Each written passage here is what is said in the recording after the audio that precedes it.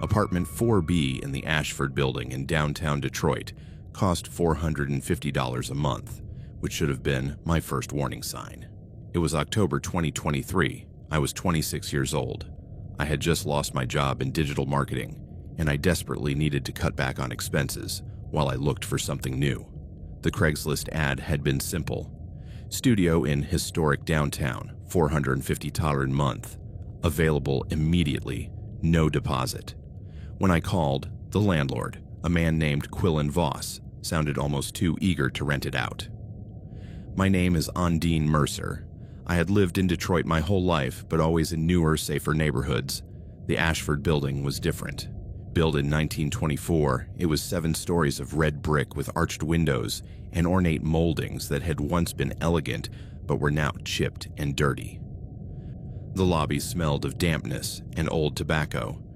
The elevator made worrying noises, and when Quillen showed me the apartment, the first thing I noticed was how dark it was.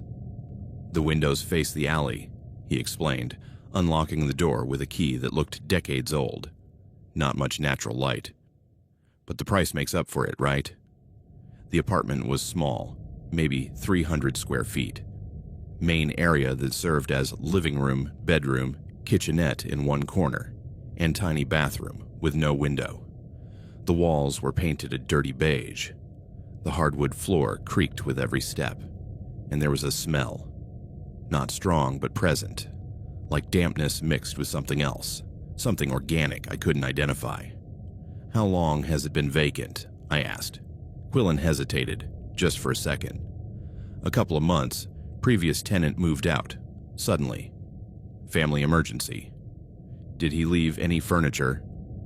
There was a bed, metal frame, with a mattress that looked surprisingly new, small table, 2 chairs, floor lamp.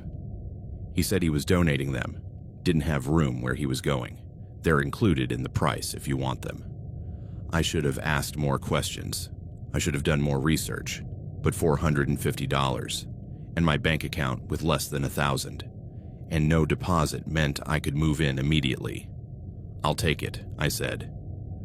I signed the contract, a 2-page document with no real legal details, that same afternoon.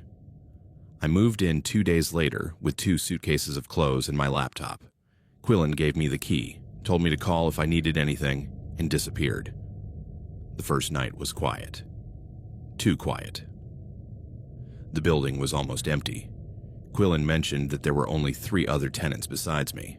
I could hear distant traffic from the street, occasional sirens, but inside, heavy silence that made every creak of the floor sound like an explosion.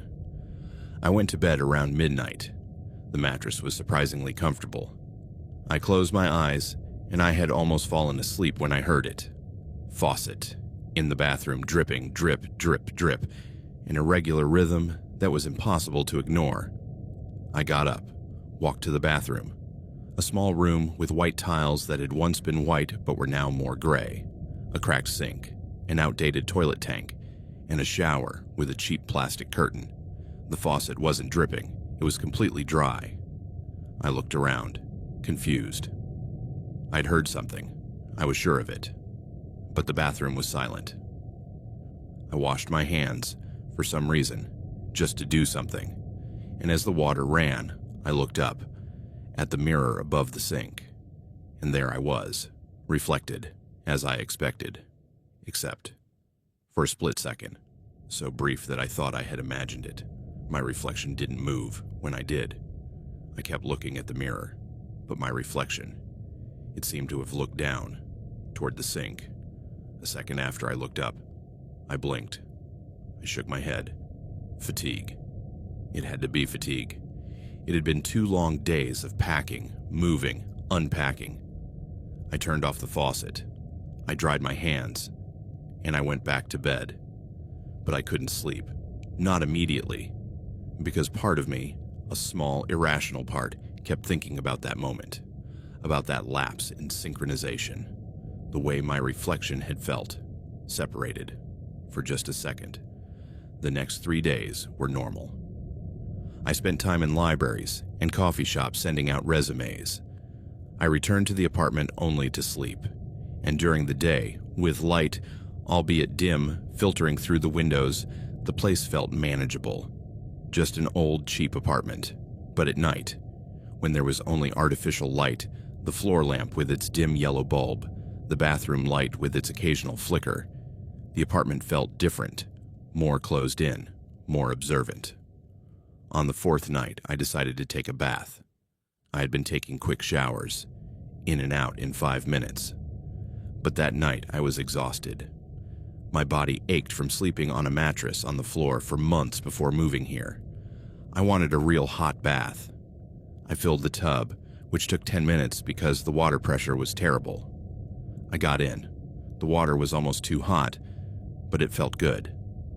I closed my eyes, trying to relax, and then I heard it.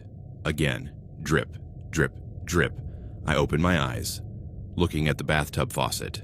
It wasn't dripping. The water was still. But the sound continued. Drip, drip, drip. It was coming from behind me, behind the shower curtain. I sat up, water splashing, heart racing. Hello? My voice sounded small, stupid. Silence. I got up, stepping out of the tub, grabbing towel, wrapping myself up. I walked toward the shower curtain, hand shaking as I reached for it, and I pulled it back. Nothing. Just empty tiles. Rusty shower head. Drain with some hair, not mine, it was darker, trapped in the grate. But on the wall, on the tiles, there was moisture, as if someone had been standing there recently, as if steam had condensed. But I hadn't used the shower. I had filled the tub. I touched the tiles. They were cold. Not warm, as I would expect if the steam were recent. I got dressed, quickly, and left the bathroom, closing the door behind me, even though that was stupid because I lived alone and the door didn't have a lock anyway. I called Quillen the next day, asking about the plumbing system, about whether other tenants had reported problems with water noises. Old building, he said, casual voice, carefree. Pipes make noise. It's normal. If there's a real leak, let me know. But sounds. That's just the building settling. I didn't mention the damp tiles. It sounded crazy even in my own head. The sixth night was when I saw it clearly. It was around 2 a.m. I'd woken up, thirsty. I went to the kitchenette. I drank water from the tap. It tasted metallic but was drinkable. And on my way back to bed, I passed the bathroom. The door was ajar. Light from the hallway. I'd left the standing lamp on because complete darkness in this place made me feel claustrophobic. Illuminated the interior, and I saw the mirror. I saw my reflection standing in the doorway, looking at me. But I wasn't in the doorway. I was 3 feet away. My reflection was closer to the mirror than I was. I froze, staring, processing, trying to understand, and my reflection smiled. It wasn't my smile. I wasn't smiling. I was terrified. But my reflection, my face, with its mouth curved upward, eyes fixed on me, not blinking. I took a step back. My reflection didn't move. I took another step. My reflection remained, still, smiling. And then, slowly, it raised its hand. My hand. But it wasn't my hand because I had both hands at my sides. The hand in the mirror rose, fingers extending. Pressing against the glass from the inside, I ran, not toward the bathroom, toward the kitchenette, grabbing a knife from the drawer, the only decent knife I had, a 6-inch chef's knife I had brought from my previous apartment, holding it, like a weapon, against what? I didn't know. I waited, in the main area, with my back to the wall, watching the bathroom door. Nothing came out, no sound, no movement. After 10 minutes, which felt like hours, I forced myself to walk toward the bathroom, knife still in hand. I pushed the door wide open, turned on the light. The mirror was fogged up, condensation covering the entire surface, but I hadn't used hot water. There was no steam. There was no reason for it to be fogged up. And in the condensation, marks, handprints, 5 fingers, full palm, pressed against the glass. From the side where I was standing, but I hadn't touched the mirror. The prints were larger than mine. Longer fingers, wider palm, a man's. I touched the mirror with my left hand. Knife still in my right. My hand was smaller than the prints, definitely smaller. I cleaned the mirror with a towel, rubbing until the condensation disappeared, until the glass was dry, until there was no evidence of what I had seen.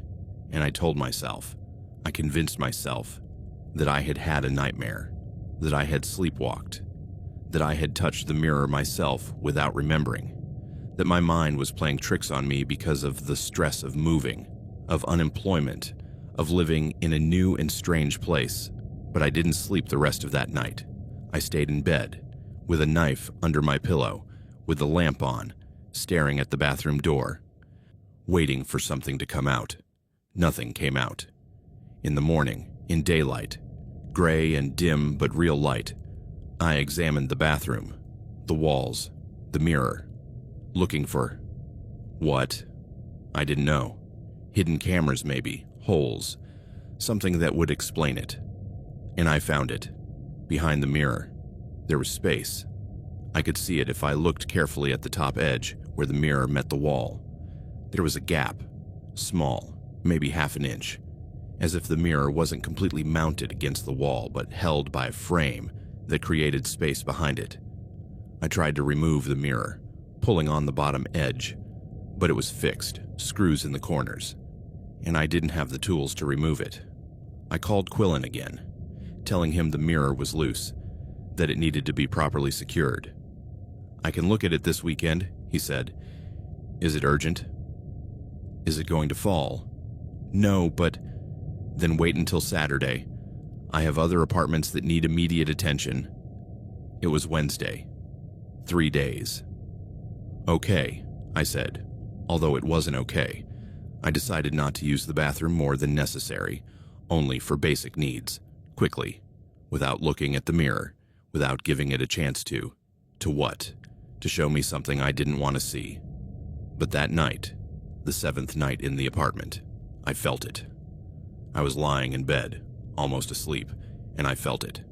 Breath, on the back of my neck, warm, moist, slow breathing, steady. I turned around, quickly, no one there. Empty apartment, door locked, windows closed, but I had felt it. Something. Someone. I got up, turned on all the lights. I checked the closet, empty except for my clothes. I checked under the bed, just dust. I checked the kitchenette, nothing. And then, the bathroom. The door was closed, even though I was sure, that I'd left it open. I opened it, slowly, knife in hand again. The bathroom was empty, but the shower curtain, it was closed, and I always left it open after showering so it would dry. I walked toward it, heart pounding, hand sweating on the knife handle. I pulled the curtain, and there was a man. No, wait, there was no man. There was space behind the tiles, where a corner tile had been removed, revealing a hole in the wall, big enough for someone to crawl through. I screamed, backing away, tripping, falling against the sink. The hole was dark. I couldn't see how deep it was, where it led, but someone had been there. Someone had removed the tile from the inside and come out, into the bathroom, into my apartment. I ran out of the apartment, barefoot, in my pajamas, down the stairs. I didn't trust the elevator, to the lobby, trying to get out onto the street, but the front door was locked from the inside, with a deadbolt that required a key to open from both sides. I was trapped, in the building, with whoever was in the walls. I banged on the door, screaming, "Help! Someone, please!" Lights came on in one of the first-floor apartments. Door opening. Older woman, 60s, wearing a pink robe, peeking out. "What's going on?" Irritated voice, sleepy. There's someone in my apartment, in the walls. There's a hole." "Which apartment?" "4B. Her expression changed, from irritation to something else, to understanding, to pity. "Ah," she said. "You're the new girl." "What? What do you mean?" "The previous tenant. He complained too, about noises, about things. Quillen said he was crazy, that he was paranoid, and then he left, in the middle of the night. He left everything behind. He even paid 2 months' rent just to get out of the lease immediately. Cold horror. Why didn't anyone tell me? It's not my problem. She backed away, closing her door. But if I were you, I'd leave. Tonight. Don't wait until tomorrow. Wait. Knocking on her door. Please, call the police. And tell them what? That you heard noises. That there's a hole in your wall. Quillen will say you did it. That you're damaging property. The police won't do anything. She was right. I knew it. But I couldn't do it alone. Leave. Without my things, without my laptop, without my clothes. I went back upstairs, slowly, expecting to see someone. On the stairs, in the hallways, but it was empty. I reached my apartment. The door was still open as I had left it. The light was on. I went in, closing the door behind me, dragging the heavy table in front of it, a makeshift barricade. I needed to pack, quickly, get out before whoever was in the walls decided to come out again. I grabbed my suitcase, throwing clothes inside, not folding, just stuffing, grabbing my laptop, my charger, my phone, and I heard it, from the bathroom, a sound, scraping, like something crawling. Through a narrow space, it stopped, silence, and then a voice, male, low, almost whispering but loud enough to hear. Ondine. My name. He knew my name. Don't go. We're just getting to know each other. I grabbed the knife, leaving the suitcase, walking towards the bathroom. I needed to close that door, block the hole, keep him out. But when I got to the door, he was there. Not in the bathroom, in the doorway, between the bathroom and the main area. Man, 30s, long, greasy, dark hair, unkempt beard, dirty clothes, gray t-shirt that had once been white, jeans with stains I didn't want to identify. And his eyes. God, his eyes. They were empty, as if he had spent so long in darkness that light had ceased to mean anything. Hello, he said, smiling. Same smile I had seen in the mirror, my smile, on his face. I've been waiting to talk to you properly. Who are you? Voice trembling, knife raised between us. I live here, like you, alone, in places you don't see, between the walls, under the floor, above the ceiling. This building, it's like an organism with a circulatory system, and I travel through it. You're crazy. Crazy? Tilting his head, like a curious dog. No, just adapted. I learned. After I was evicted from apartment 2C, I learned I could live here without paying, without being seen. I just needed to be quiet, patient, and use the spaces everyone forgets exist. The previous tenant, Lysander, yes, he saw me too. In the end, it was awkward. I had to pressure him to leave. I didn't want to hurt him. I just wanted him to leave, and he did. And then you arrived. He stepped forward. I backed away, toward the barricaded door. You've been good company, he continued. Watching you, learning your routines, the way you brush your hair, the way you check your phone, the way you sleep. I like it. Watching you sleep. Your breathing is reassuring, nausea rising. You've been watching me since day one. Since before day one. I was here when Quillen showed you the apartment. On the roof, listening. Learning your voice, your name, and when you moved in. It was like a gift, a new person to know, to study. The mirror. Two-way mirror. I installed one years ago in apartment 4B and also in 2C and 5A. Quillen doesn't know, or maybe he knows and doesn't care because he rents cheap and doesn't ask questions. Why? I could barely speak. Why are you doing this? Because I'm lonely. And when you live in the walls, when you live in darkness, you need connection. You need to see life, even if you can't be part of it. He was between me and the bathroom door, between me and the hole I had come in through, which meant his escape route was blocked too. "Let me go," I said. "Just let me pack and leave. And I won't say anything to anyone. But I don't want you to leave." Sad now, almost crying. "You just got here, and you're perfect. Not like Lysander, he was paranoid, aggressive. But you're gentle, kind, and your hair.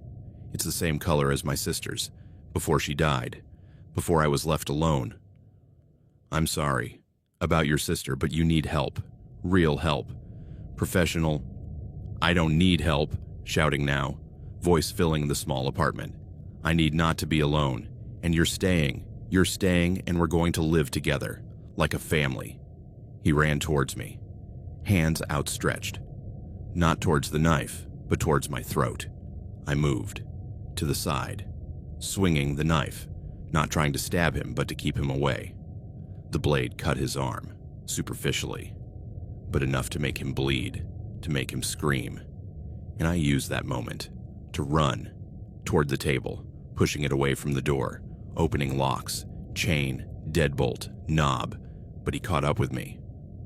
Grabbing my hair, pulling, making my head jerk back. "You can't leave," spitting words, hot breath on my face. "You're mine now, just like Lysander was mine, just like everyone who lives here is mine." I still had the knife in my right hand, and with strength I didn't know I had. I stabbed backwards, towards his leg, feeling resistance, and then giving way. Blade piercing flesh. He screamed, letting go of me, falling. I didn't look back. I just ran. Out of the apartment, toward the stairs, down, bare feet hitting cold concrete. Behind me, his voice. "Come back. Ondine. Come back." But he was hurt. His leg. He couldn't run. Not that fast.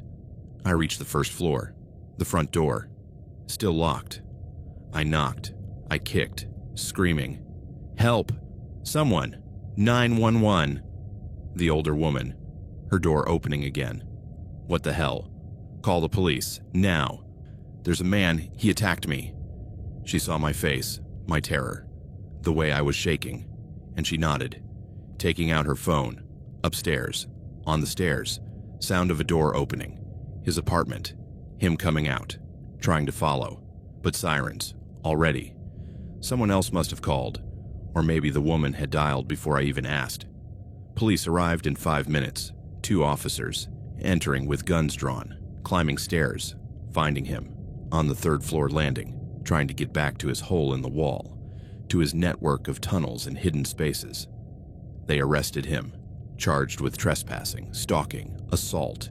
And when they really searched the building, they found his home.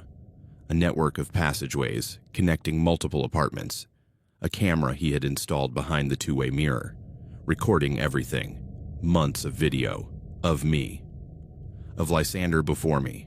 Of other tenants who had lived in 4B for years. And they found, in his main space, between the walls of the 4th floor, sanctuary, filled with things, stolen, from tenants, clothes, photos, personal items, organized, by person, by apartment, like trophies, like souvenirs of the people he had met through the walls. Quillen was arrested too, for knowing, for facilitating, because it turned out that the man in the walls, his name was Evander Thorne, 34 years old, homeless for a decade before finding the Ashford building, paid him. Small amounts. $100 here, $50 there.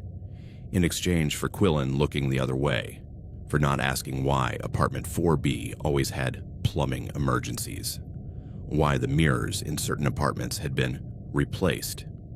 I moved out that same night, to a hotel.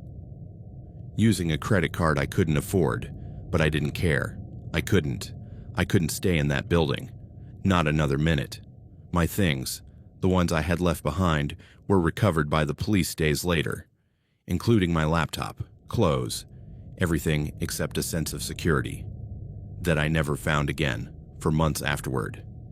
Even in my new apartment, in a modern building with security and cameras and neighbors who actually existed, I avoided mirrors, especially at night, especially when I was alone, because every time I looked at my reflection, Part of me hoped that it wouldn't sync up, that it would smile when I wasn't smiling, that it would reveal that he, or someone like him, was still there, still watching, still waiting.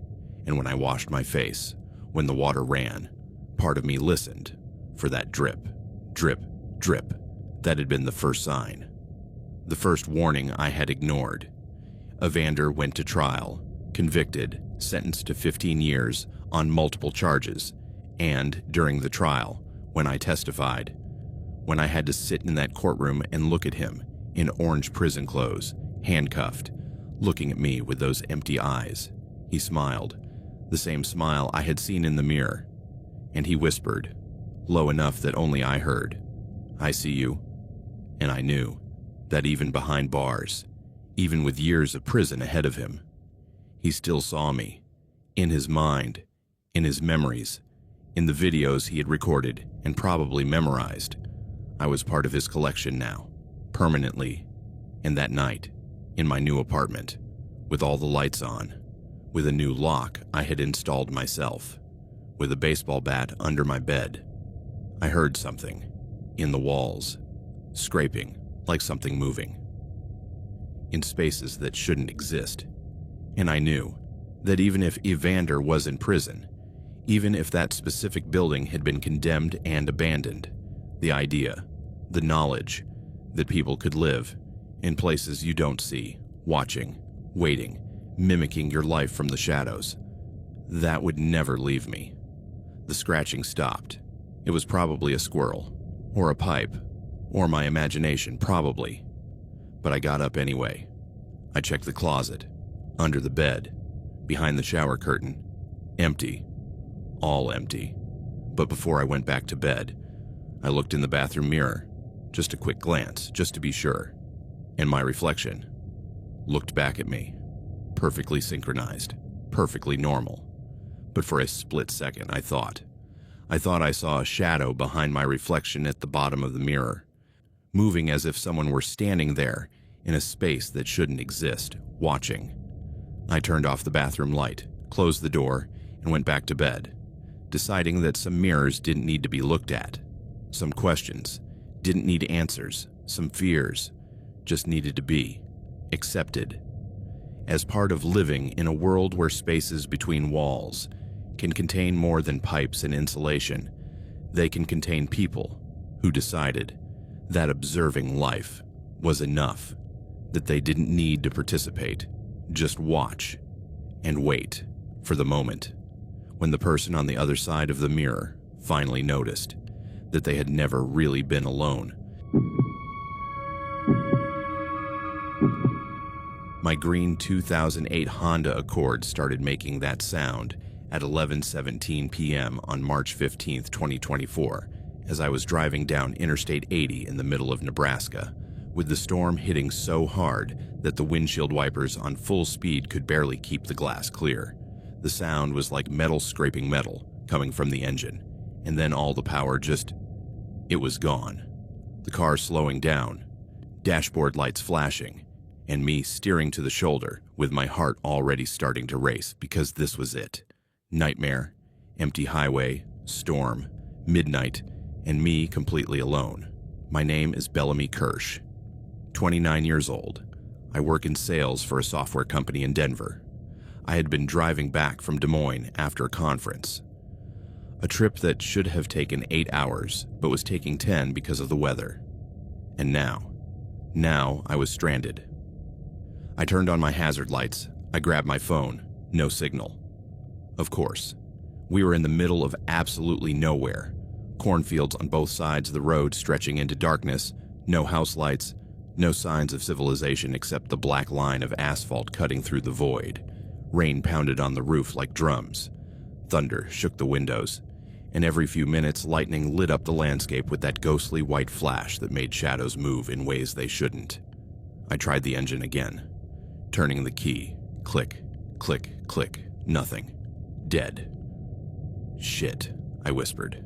Shit, shit, shit. I checked my phone again. Still no signal. Not even one bar. Options. What were my options? Stay in the car until someone passed by.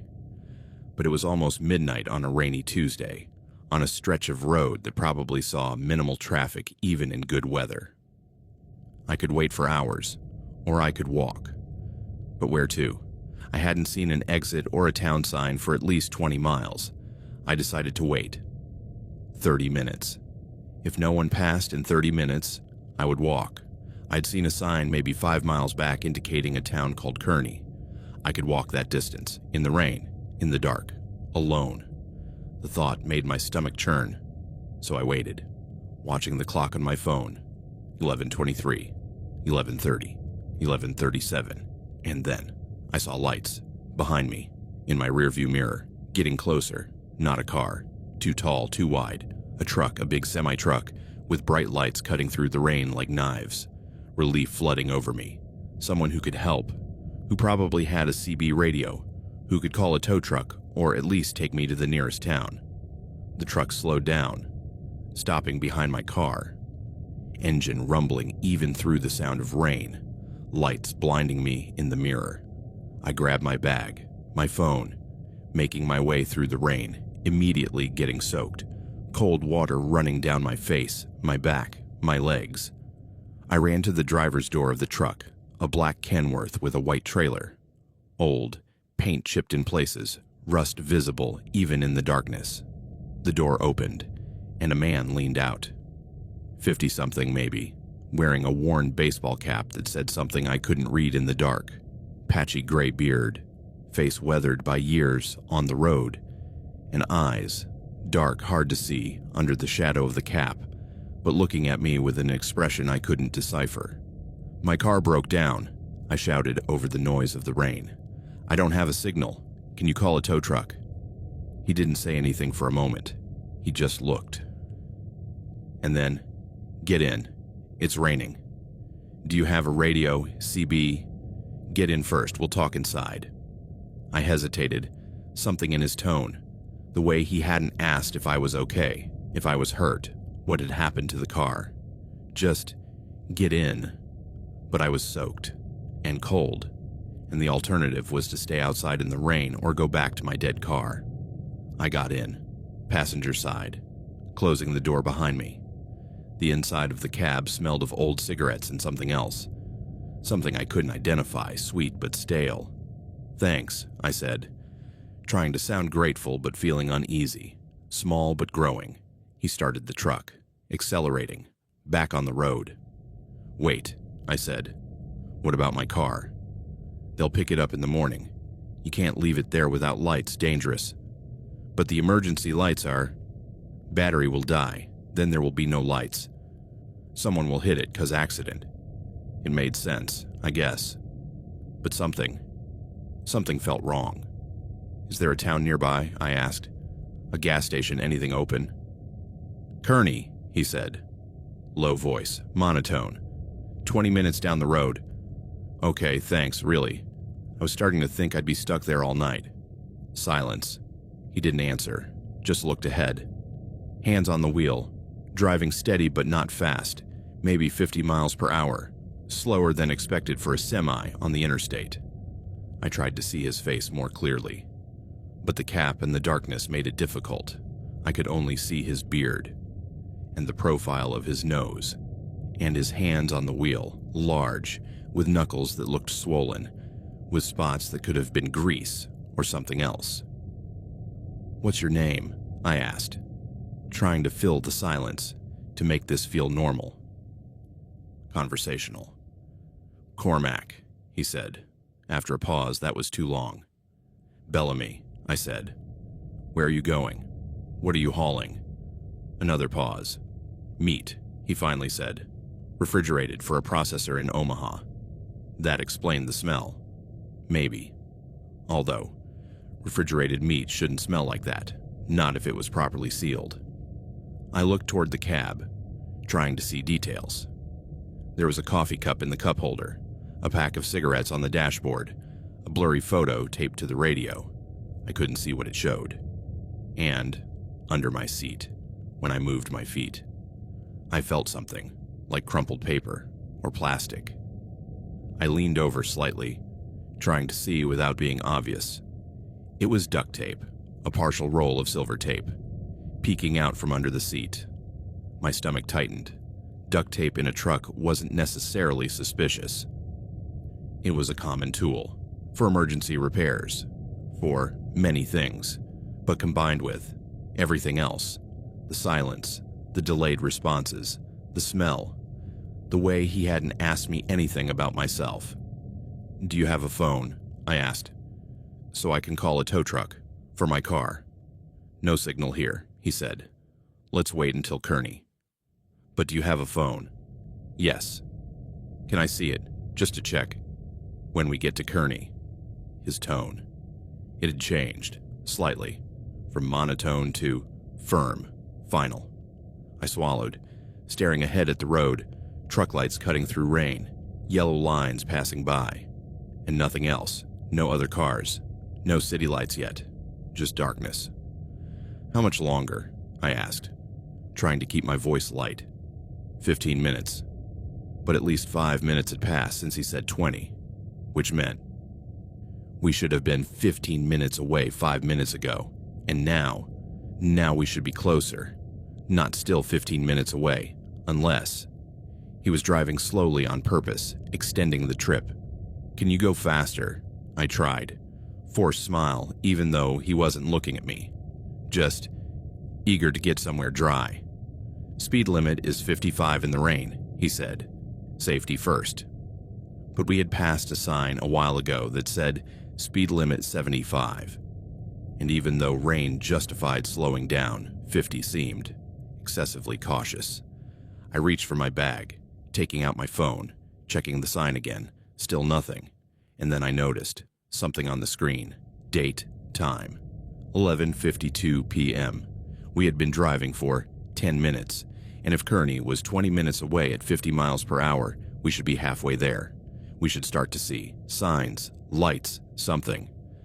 But outside, only darkness, only fields, only. Wait a minute. We had passed the exit 3 minutes ago, green sign glowing in the rain.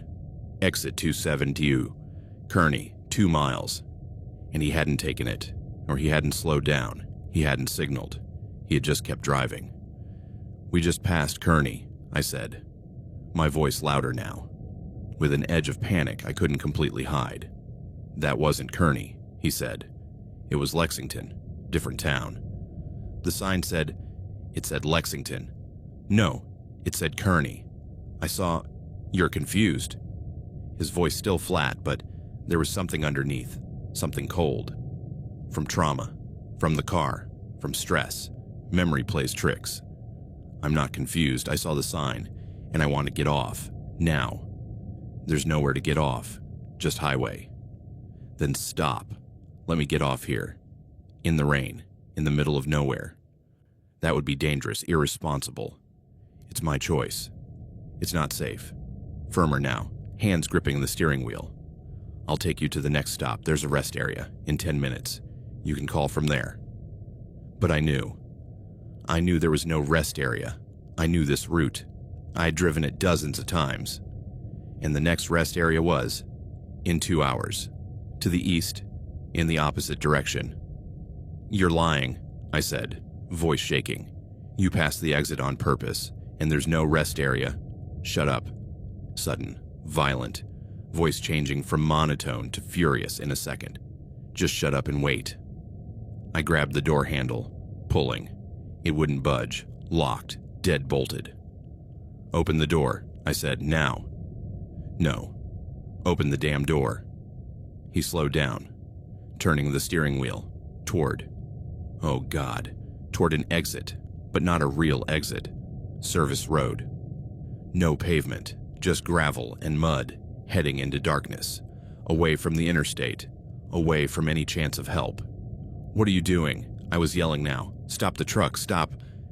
He stopped, abruptly, throwing me forward, seatbelt catching me, and then he unbuckled his seatbelt, turning toward me, and under the dashboard light I could see, finally see, his face. And it was wrong. Not obviously, not monstrous, but there was something in his eyes, in the way they looked at me, like a butcher looking at meat. Like I wasn't a person, but a thing, an object, merchandise. "You're going to get out," he said. "And you're going to go to the back, to the trailer, and you're going to get in, and you're going to stay quiet. And if you scream, if you try to run, I'll hurt you. A lot more than I need to. Do you understand?" I nodded. Because what else could I do? He was twice my size, and we were in the middle of nowhere, and if I ran, where would I go? Dark fields, in the rain. He'd catch me in seconds. "Okay," he said, reaching out, unlocking the door. "Let's go." We got out. Him first, circling around the front of the truck, keeping himself between me and any escape route to the highway. Rain still pounding, colder now. Or maybe I was just in shock. We walked back, toward the trailer, and when he opened the back doors, with a heavy metallic click, the smell, God, the smell, hitting me like a physical wall, sweet and putrid, rotten meat, and blood, and something chemical, like bleach, but stronger. "Inside," he ordered. I looked inside, dark, but I could see shapes, lumps covered with tarps, and in the corner, a cage, a metal cage, like the ones you'd use for a big dog, but bigger, big enough for a person. "No," I whispered. Please don't." He pushed me, hands on my back, hard, making me stumble forward, toward the trailer, toward the darkness. I tried to turn around, to fight, but he was too strong, grabbing my arms, twisting them behind my back, sharp pain shooting through my shoulders. "Cormac, please," I was sobbing now. "Please don't do this. I have family. Everyone has family." Indifferent, as if he were talking about the weather. Everyone says that, as if it matters. He dragged me deeper into the trailer, toward the cage, opening the door with one hand while holding me with the other, and he threw me inside, on the cold metal floor, door closing behind me, padlock clicking. "Fresh cargo," he muttered, as if talking to himself, or to someone else, someone I couldn't see. "Good cargo, young, healthy. We'll get good price." "Price?" Voice breaking. "What? What does that mean?" "Shut up." Moving, toward something in the corner. I couldn't see what. "I need to make a call, report new inventory, and then we'll see what we do with you." He climbed up to the cab, leaving me, in darkness, in a cage, with the smell of death surrounding me. I waited, listening. His voice, faint through the metal, talking to someone. I couldn't make out the words, but the tone was professional, like a business conversation. My mind racing. Options. I needed options. The cage was solid, thick metal, welded bars. A lock that probably required a key. I couldn't break it. But maybe the trailer had a weakness. A loose panel, an emergency door, something. I crawled, as quietly as I could, toward the back, toward where he had closed the doors, groping in the darkness, searching, anything. My fingers found something, near the floor, a gap, small, between the door and the frame, where there had been a rubber seal, worn away, rotten from years of exposure.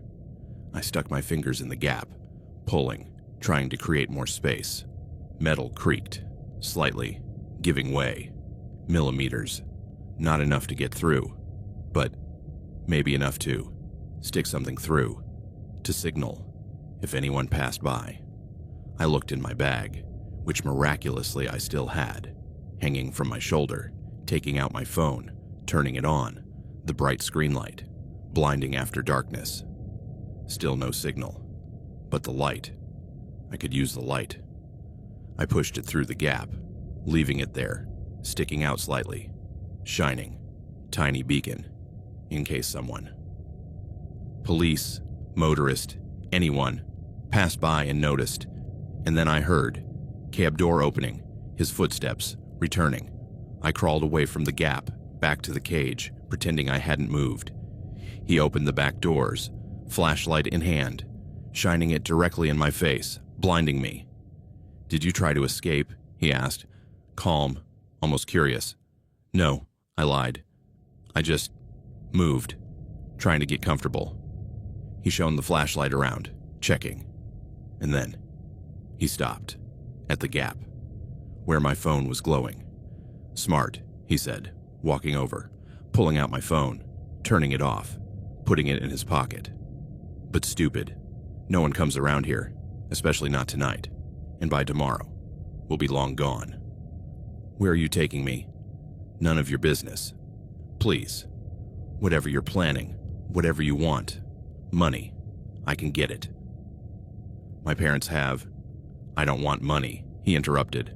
"Well, I do want money, but not from you, from buyers, who pay, for merchandise like you, young, healthy, educated, worth more on the market. Horror, pure horror flooding in. You're going to sell me. You're already sold. The call I made, it was to confirm the transaction. I have a buyer in Omaha. We arrive tomorrow morning. The transfer will take place in the warehouse. I get my payment. He gets his property. I'm not property. You are now." Turning toward the tarps in the corner, pulling them back, revealing, oh God, boxes, wooden crates with ventilation holes, like animal cages, for transport. "I have 3 more, he said, almost casually. "Picked up over the last 2 weeks, one from every state I passed through. No one has reported them yet, or if they did. No one connected the disappearances, because I'm careful, very careful. I only take loners, travelers, people no one will miss right away. Someone will miss me, sure, eventually. But by then, where will they look? The highway in Nebraska, specifically this stretch, this specific night? No. They'll think your car was stolen, or that you had an accident, or that you ran away voluntarily. People disappear all the time, and very few are found." He closed the doors, leaving me in darkness again. But this time, I heard something else, besides the engine starting, besides the truck moving back onto the highway. I heard a sound from one of the drawers, movement, scraping, and then a voice, female, weak, broken. "Hello?" she called. Is there anyone else there?" "Yes," I said, voice trembling. "I'm here, in a cage. Can you see?" "No, dark, but I can. Hear you, are you? New?" "Yes, he picked me up tonight, he said. He said he has buyers." "I know. Bitter, resigned. He told me the same thing, days ago, weeks ago. I lost count." "What's your name?" "Parthenia. I was 23, student, at Lincoln. My car broke down too. He said he'd help." "I'm Bellamy. Are there others?" 2 more. In other drawers. They don't talk. Not anymore, I think. I think they broke. Or, I don't know. Maybe they're dead and he just keeps them. Nausea rising. We need to get out. There's no way out. Flat. Emotionless. I tried for days, screaming, kicking, trying to break the wood, but it's too thick. And when I screamed too much, he hit me until I stopped. But when we get to Omaha, when I stop, to make the transfer, he'll be armed. With a gun, and he'll have help. From the buyer, men with guns. I've heard their calls. Heard enough to know. There's no negotiation, no escape, just transfer, like cattle. I pressed my face against the cold bars. I can't accept that. I can't just give up. I didn't think I would either, sadly. But after enough time, after enough pain, you give up, because what else is there? The truck hit a pothole, shaking us, cage hitting floor, drawers creaking, and I had an idea, terrible, desperate, but maybe. "Parthenia," I said, "can you reach your drawer? The sides?" "A little. Why?" "Because if we can, make noise, enough noise, when another car passes, or truck, maybe they'll notice. I already tried, it doesn't work. The highway is noisy, and the trailer is insulated, but not perfectly. And if we make enough noise, if we bang together, if we coordinate, he'll hear.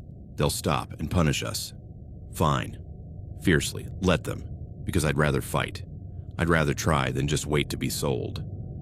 Silence, and then, okay, what do we do? We wait until we hear another vehicle approaching, passing by, and then we bang, we scream, everything. We wait, in darkness, listening to the truck's engine, rain hitting the roof, and nothing else for 10 minutes, 15, and then I heard it. A different engine, lighter, faster, a car, approaching from behind.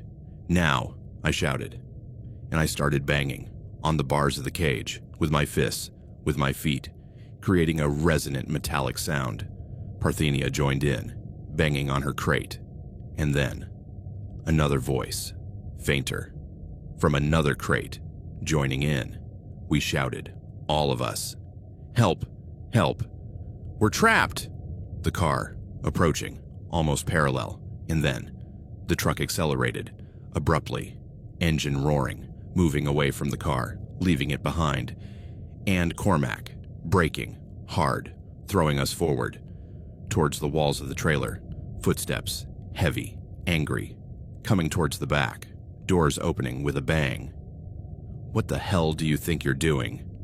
Flashlight shone, from cage to crates, back to the cage. "No one heard you," he said, coldly. "No one ever hears, because they don't want to get involved, or they can't hear over the noise of their own cars. But I heard, and now there are consequences." He opened the cage, dragging me out, me fighting, kicking, biting when his hand came close to my face. "Bitch," he hissed, hitting me, across the face, pain exploding, taste of blood. He dragged me to the front of the trailer, to something I hadn't seen before, metal ring, welded to the floor, with chain and shackles.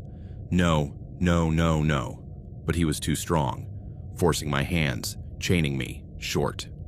Only 3 feet of slack, enough to stand or sit but not walk, not reach doors. "You're going to stay here," he said, "where I can see you, where you can't cause any more trouble. And if you make a sound, just one, I'll go back there, and I'll kill one of your new friends. Understood?" I nodded, sobbing, tasting blood where my lip had split.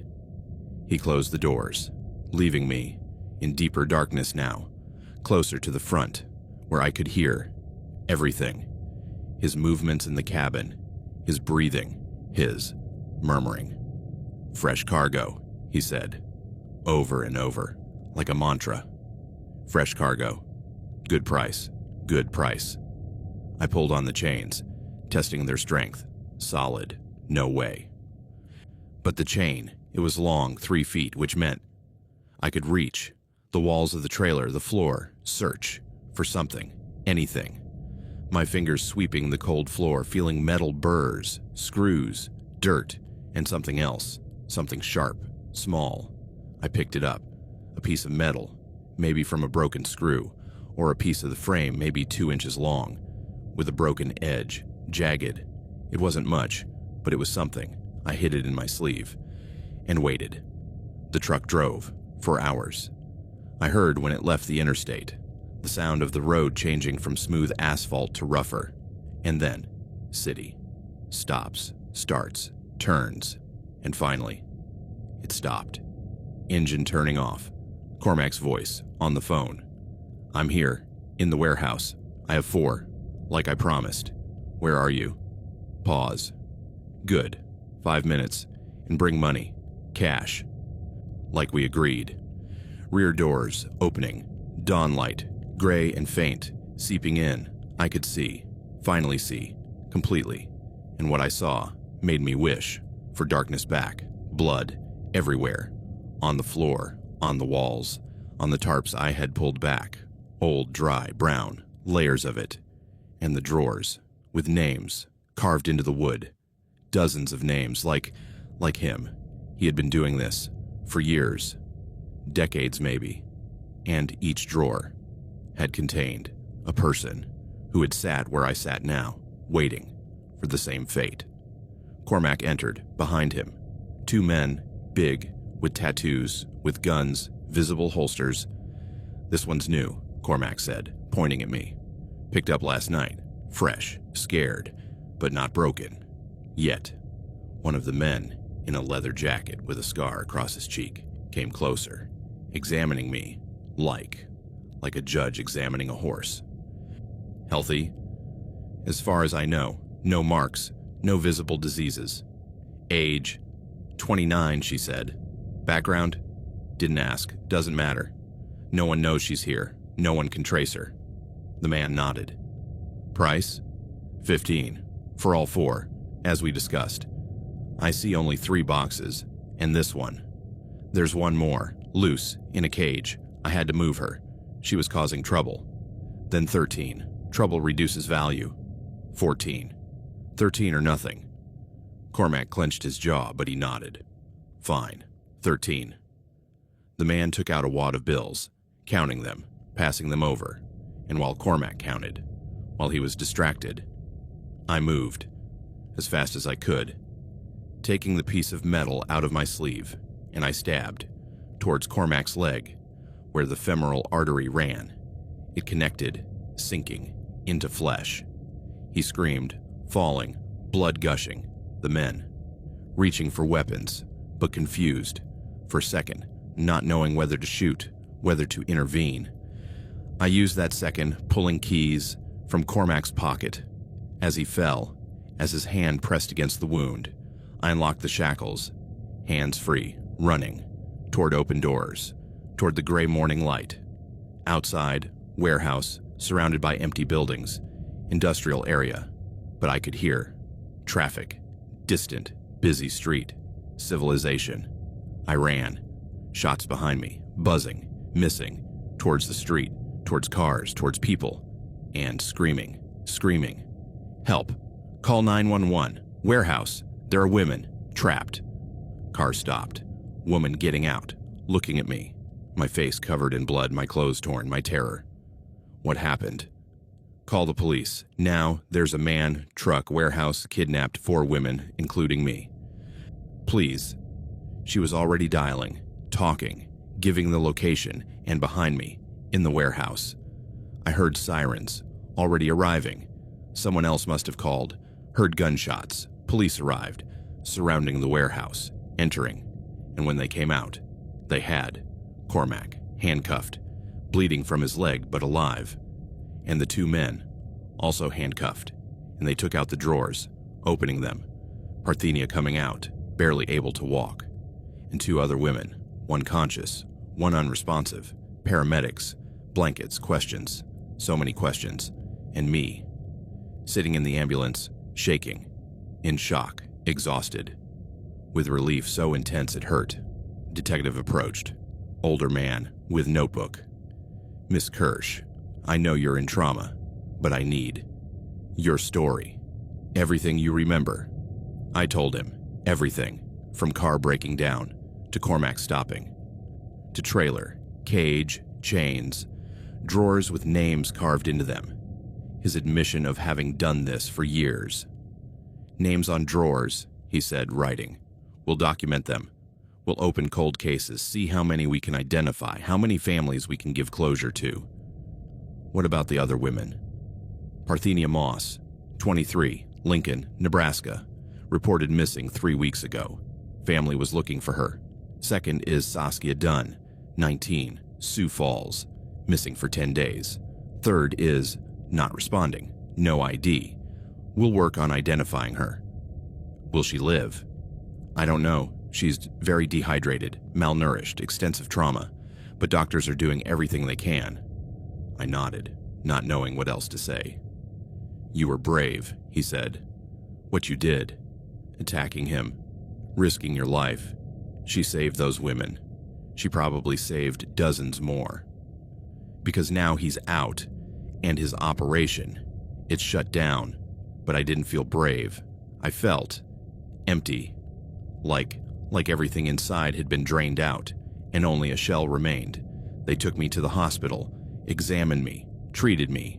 Bruises, split lip, nothing permanent, nothing that wouldn't heal. physically.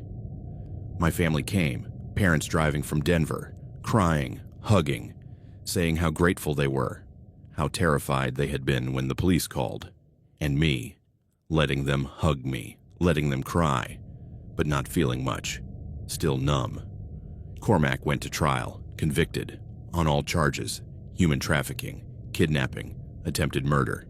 And when they investigated, when they really dug into his past, they found connections to 17 cold cases of missing women along interstate routes that he had regularly transported, 17, that they knew of, probably more, that would never be reported or connected, and the names on drawers, carved, like memorials, like trophies, were identified, all but 3, which remained.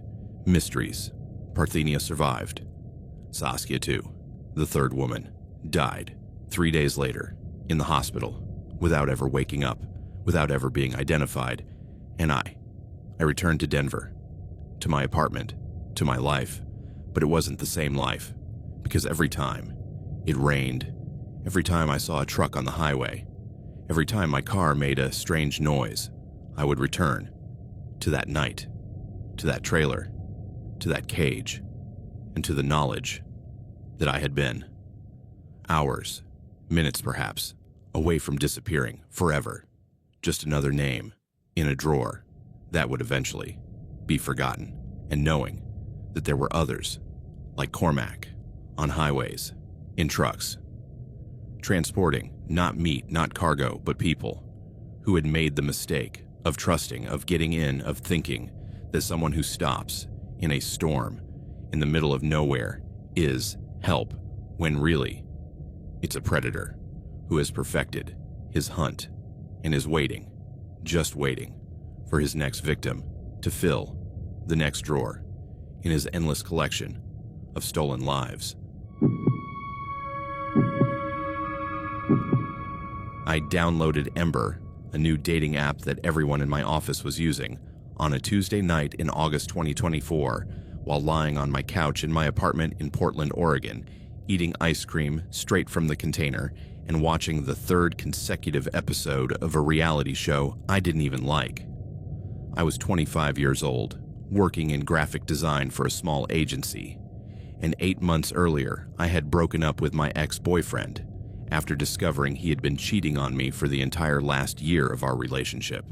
My friends, especially Nefeli, my roommate, had been pressuring me to get back in the game, as she called it, to at least try to meet new people. My name is Calliope Brennan, but everyone calls me Callie. I lived in a 2-bedroom apartment in the Pearl District. A modern 4-story building with decent security, access code at the entrance, cameras in the lobby, the basics. I felt safe there. It was my space, my refuge after the chaos of the breakup. So I downloaded Ember. I set up my profile with 3 photos, nothing too revealing, just me at a coffee shop, me on a hike, me laughing with friends at a bar, and a simple bio. Graphic designer, coffee lover, looking for real conversations. And I started swiping.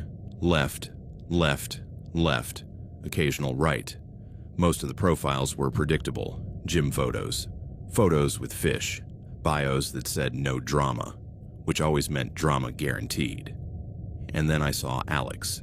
His first photo stopped me.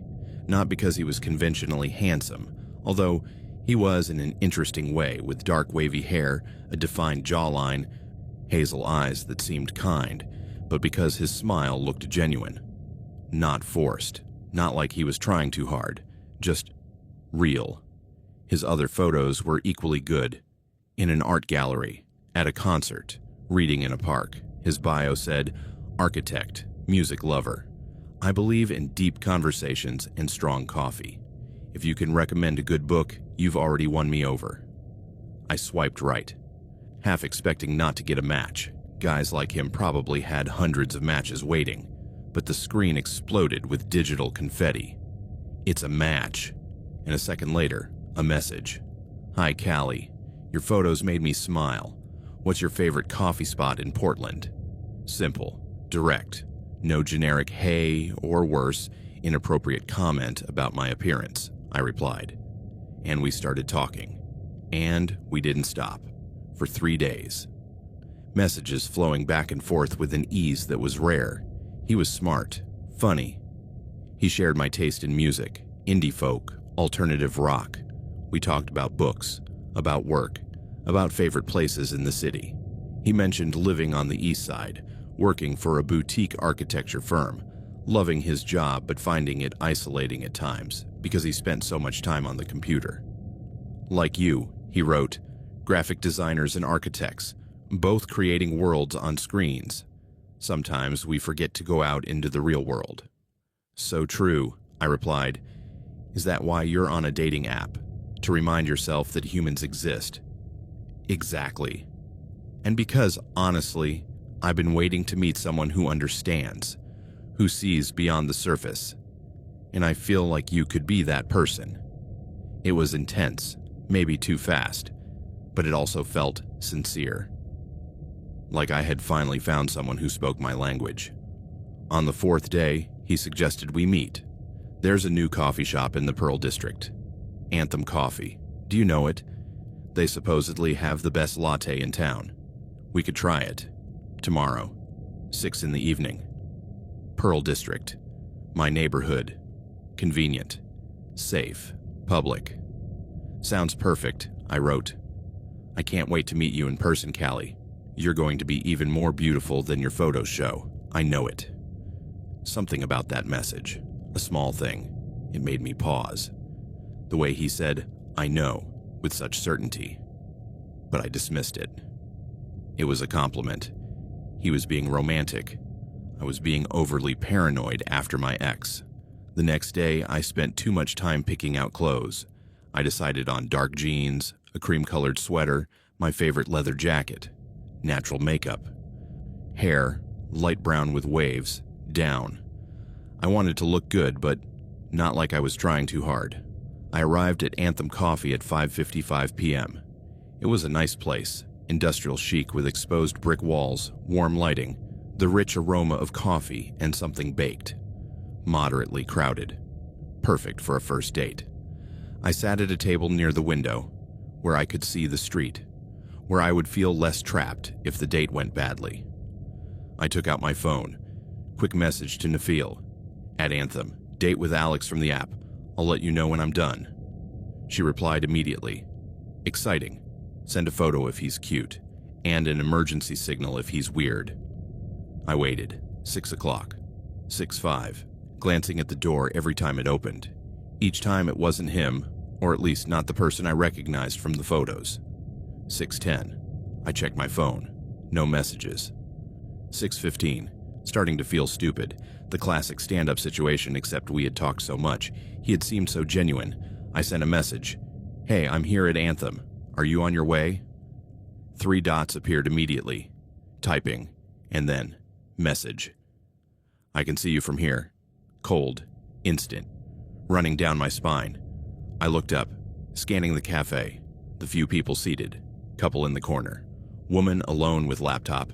Group of students. No single man who looked like Alex's photos. I typed back. Where are you? Outside, watching you. You look perfect. Just as I imagined. My stomach churning. This was wrong. This wasn't flirtatious. This was disturbing.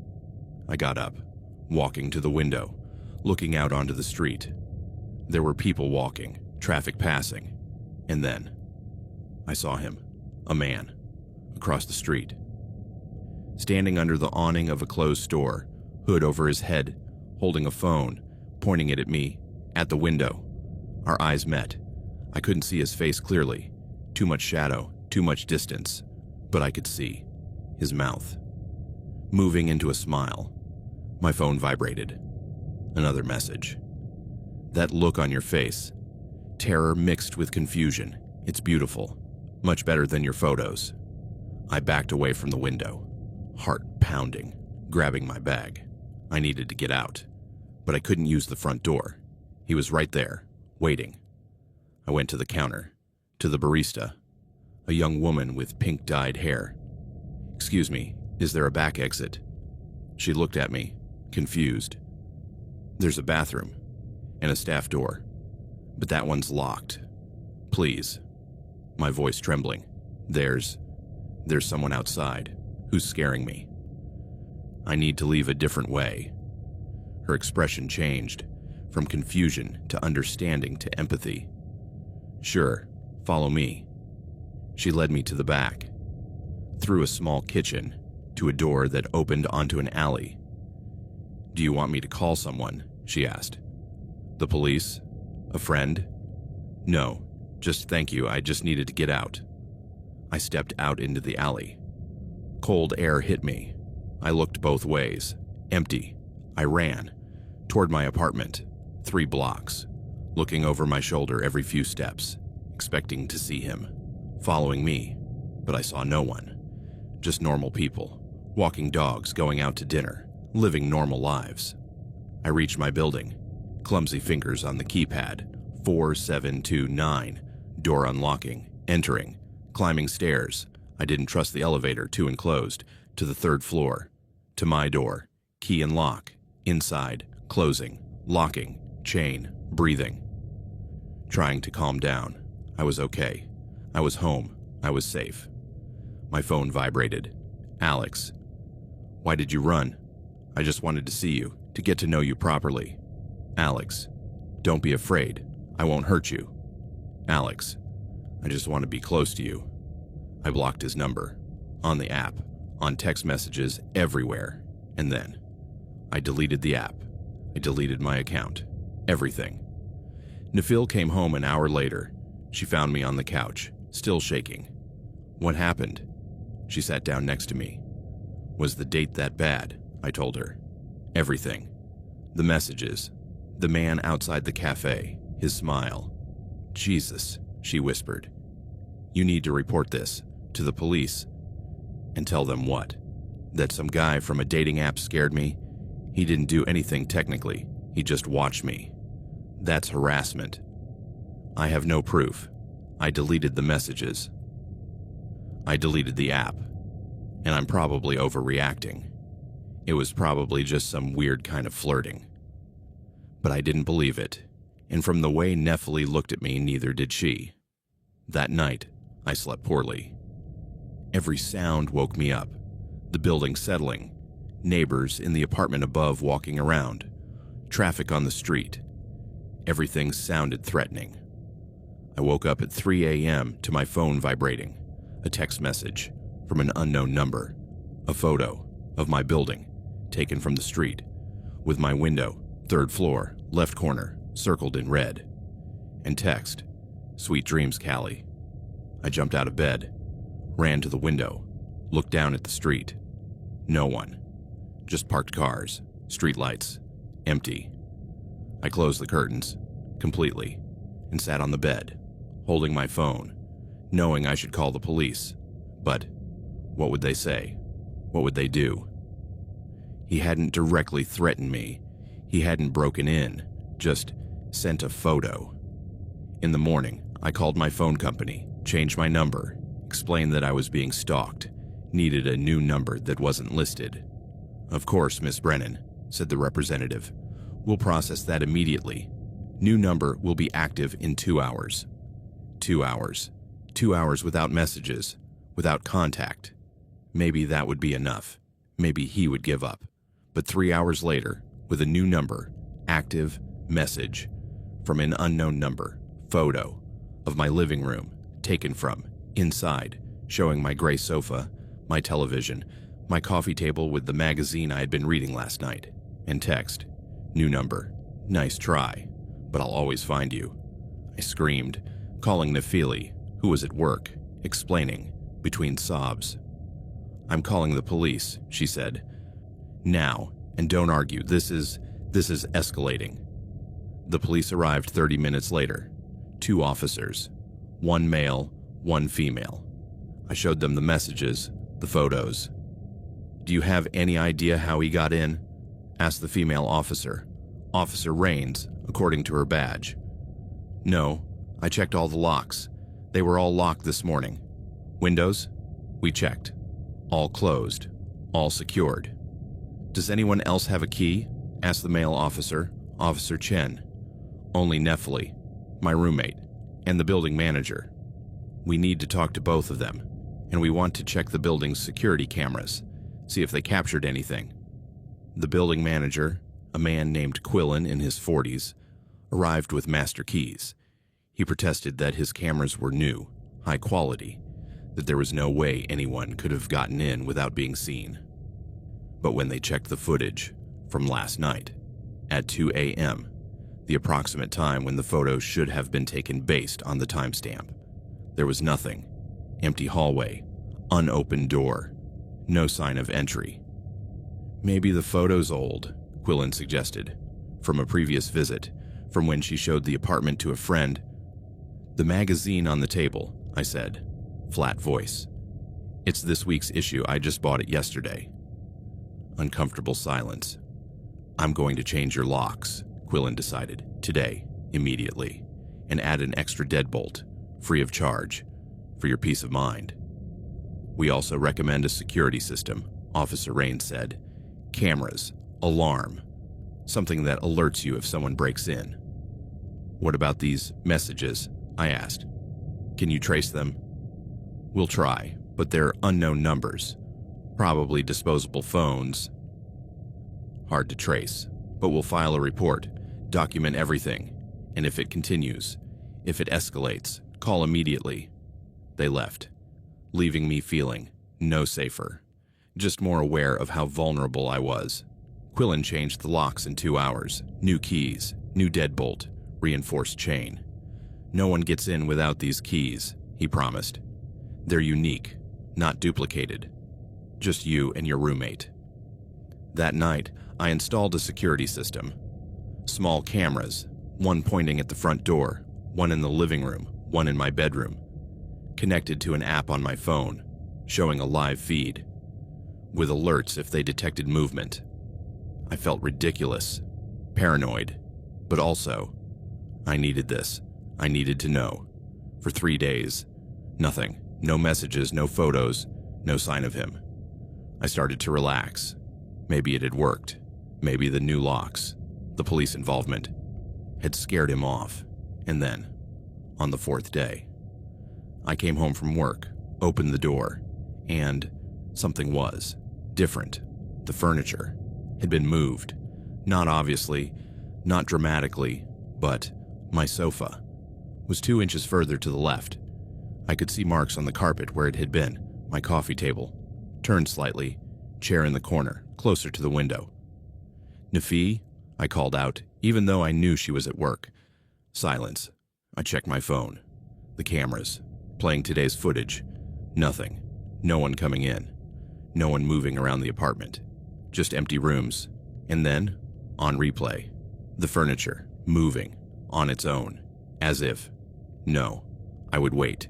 The cameras had angles, blind spots. If someone knew where they were, they could move without being seen. I called Nephili, shaky voice. Did you move anything in the living room today? What? No. I was at work all day. Why? Someone moved the furniture. Callie, I'm not crazy. I can see the marks. They were in a different position this morning. Then call the police again. And say what? That my sofa moved 2 inches? They'll think I'm hysterical. Maybe. Maybe you should stay somewhere else, for a while. My sister has a spare room. I'm not going to be kicked out of my own apartment, I said, fiercely. Even though part of me wanted to run, wanted to hide. He's trying to scare me, and I'm not going to give him that satisfaction. But that night, I checked everything. Locks, windows, cameras, everything secure, everything working. And yet, I felt like I was being watched, like invisible eyes were on every corner, like he was there, somewhere, waiting.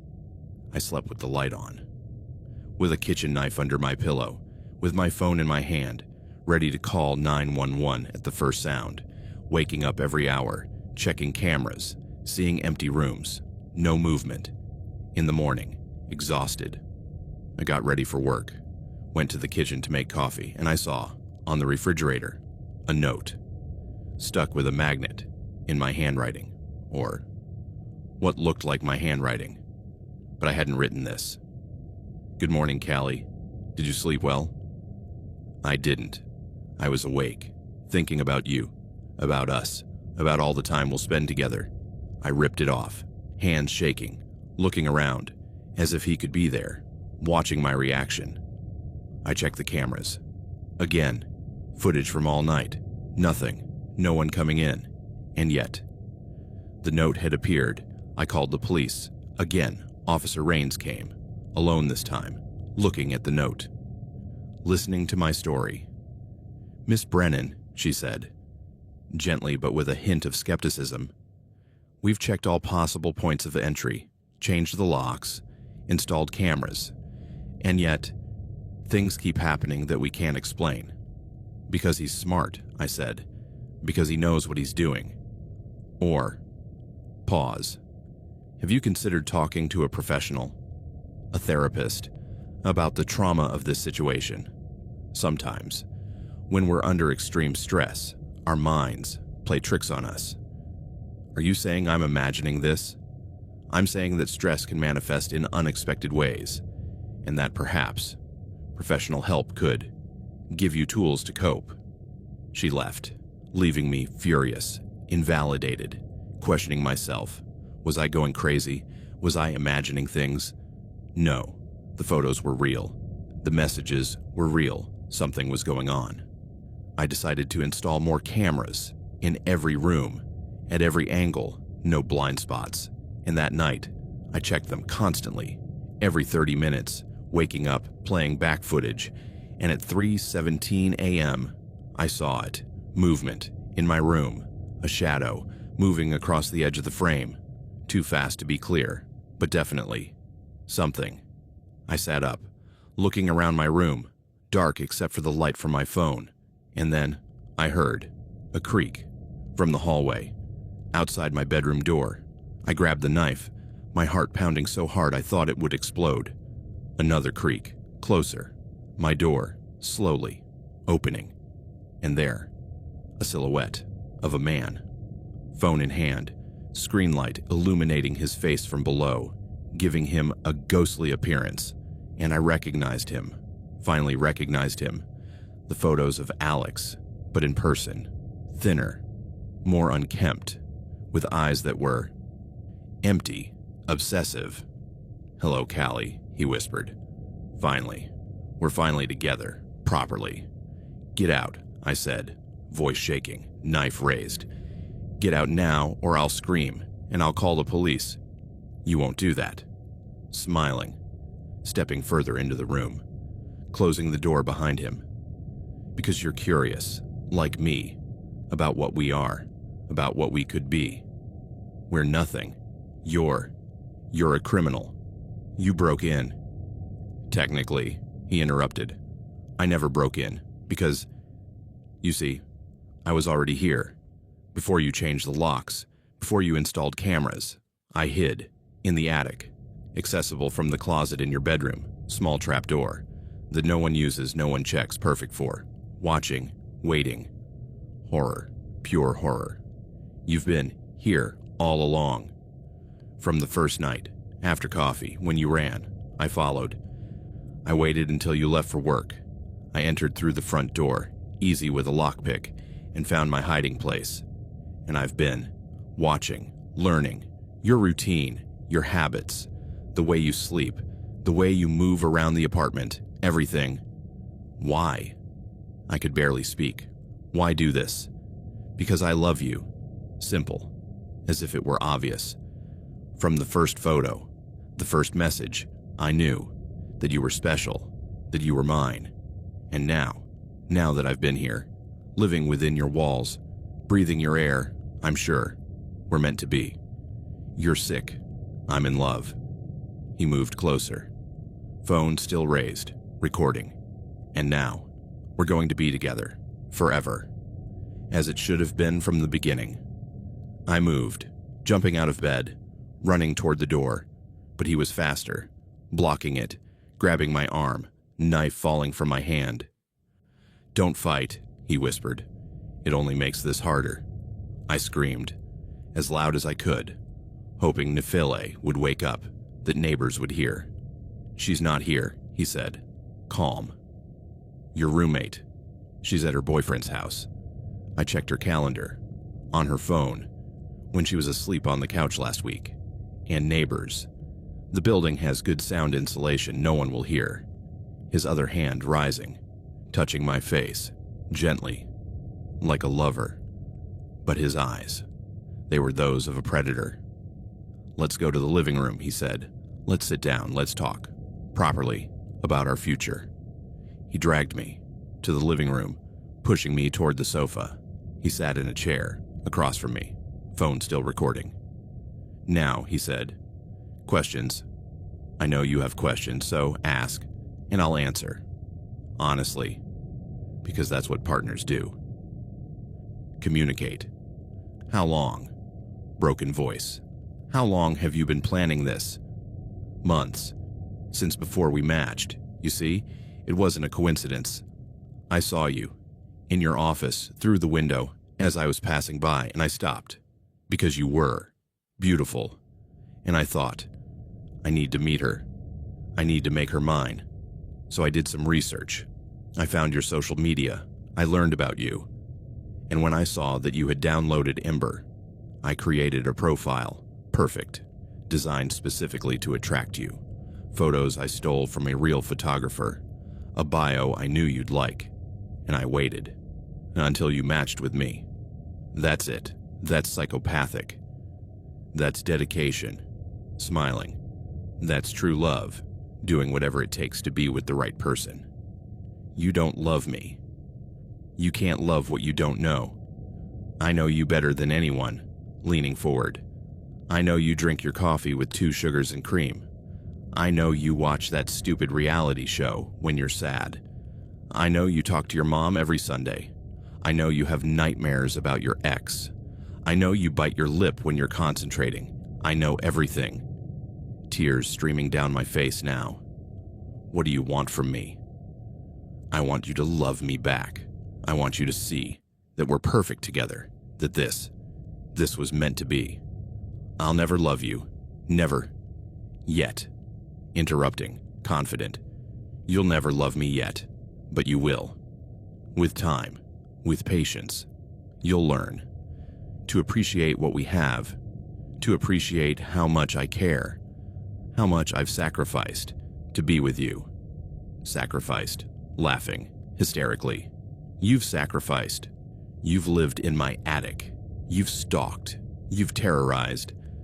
I've protected," he said, firmly, "from bad guys, on apps, in bars. I've been watching. And when someone got too close, when someone showed interest, I took care of it. I sent warning messages from your phone when you were asleep, telling them you weren't interested, keeping you for me. My phone, checking it every night, when I was asleep, accessing it, controlling it. You're going to jail, I said. When this is over, you're going. There won't be any jail. Taking something out of his pocket. Key. Because you're not going to report this. You're going to say, it was a misunderstanding, that you were stressed, that you imagined things. As a cop, he's already suspicious. Why would I do that? Because, smile widening, I have videos of you, for months, in your room, in the bathroom, in private moments, and if you report me, if you cause trouble, I'll upload them to the internet, to sites where your family, your friends, your boss will find them. Do you want that? Nausea. Rising. You're a monster. I'm a man in love who will do whatever it takes to protect what is his. He stood up, walking towards me, extending his hand. Come, I'll show you where I've been living. My little space, upstairs, and you'll see. You'll see how much I love you, how much work I put in to be close. I didn't take his hand. I'm not going with you. Yes, you will. His voice changing from soft to cold. Because if you don't, if you make this difficult, I'll have to. Make you cooperate. And I don't want to hurt you, but I will, if you force me. I took his hand because I had no choice, because I needed time. I needed to think. I needed a plan. He led me to my room, to the closet, moving boxes revealing a trap door in the closet ceiling. Up, he ordered. I climbed a small ladder he had installed through the trap door to the attic, and what I saw broke me.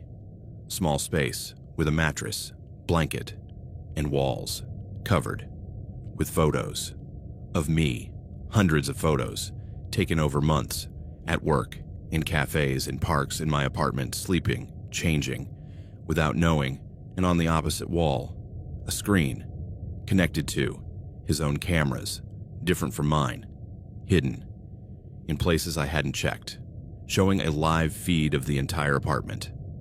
Sanctuary, he said, behind me. Our sanctuary, where I've been worshiping you. And now that you're finally here with me, it's complete.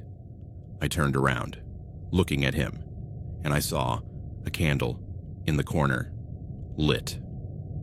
And next to it, rope, duct tape, and a syringe. What's that? I pointed. Tools, he said, almost shyly. Just in case you resisted too much, in case you needed persuasion, but I hope it won't be necessary. I hope you'll come willingly. Come where? To a new place I prepared, out of town, a cabin in the woods, where no one will bother us, where we can build our life together. I'm not going with you.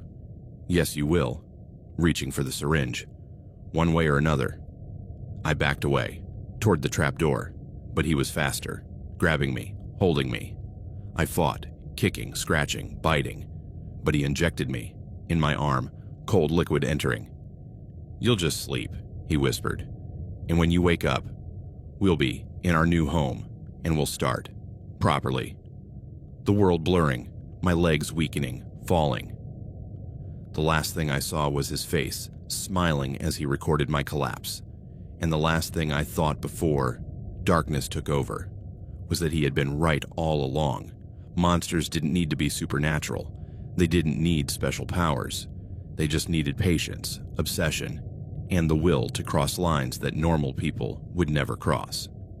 I woke up, I don't know how long after, with a pounding headache, dry mouth, and wrists tied to a bedpost, not my bed, an unfamiliar bed, in an unfamiliar room with windows covered with planks, no light except for a candle on the nightstand, and him, sitting in a chair, in the corner, watching me, phone in hand. Good morning, he said, although there was no way to know if it was morning. Or, should I say, good afternoon. You slept for 12 hours. The sedative was stronger than planned. Where am I? Rough voice. Our cabin.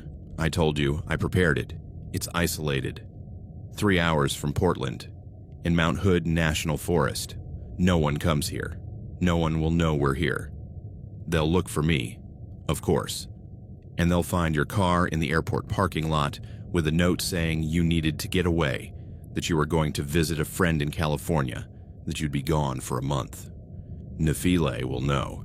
She knows what happened. Nafile will get messages from your phone telling her you're fine, that you just need time, and eventually, she'll stop worrying, like everyone else. Someone will understand. No one will understand. Getting up, walking toward the bed, because I was careful, because I planned, every detail, every contingency.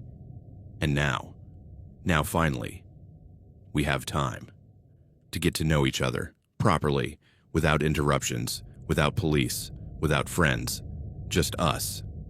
I pulled at the restraints, testing their strength, tight, no slack. Don't fight, he said, sitting on the edge of the bed. You'll only hurt yourself, and I don't want that. I want take care of you, love you, adore you, like you deserve.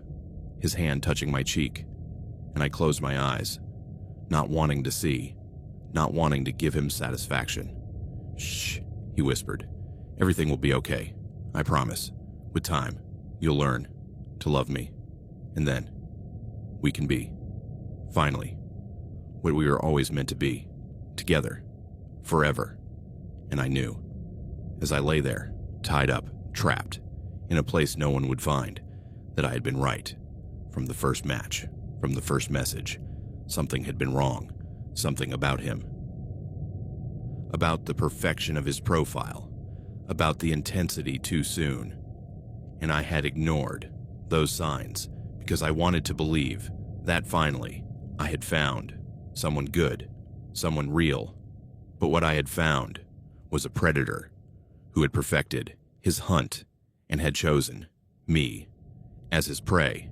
And now I was trapped in his web with no one coming, no one knowing, and him watching me with that smile. That was love to him, but possession, control, obsession. I opened my eyes, looked at him, and said in a voice that was stronger than expected, "I will never be yours, no matter how long you keep me here." And he smiled, even wider, as if I had just said exactly what he wanted to hear. "Challenge," he said, softly. "I like that. I like that you fight. It makes everything more interesting, more real." And he reached for his phone, opening the camera, starting to record. "Now," he said, "let's begin, properly, our first day, together, forever."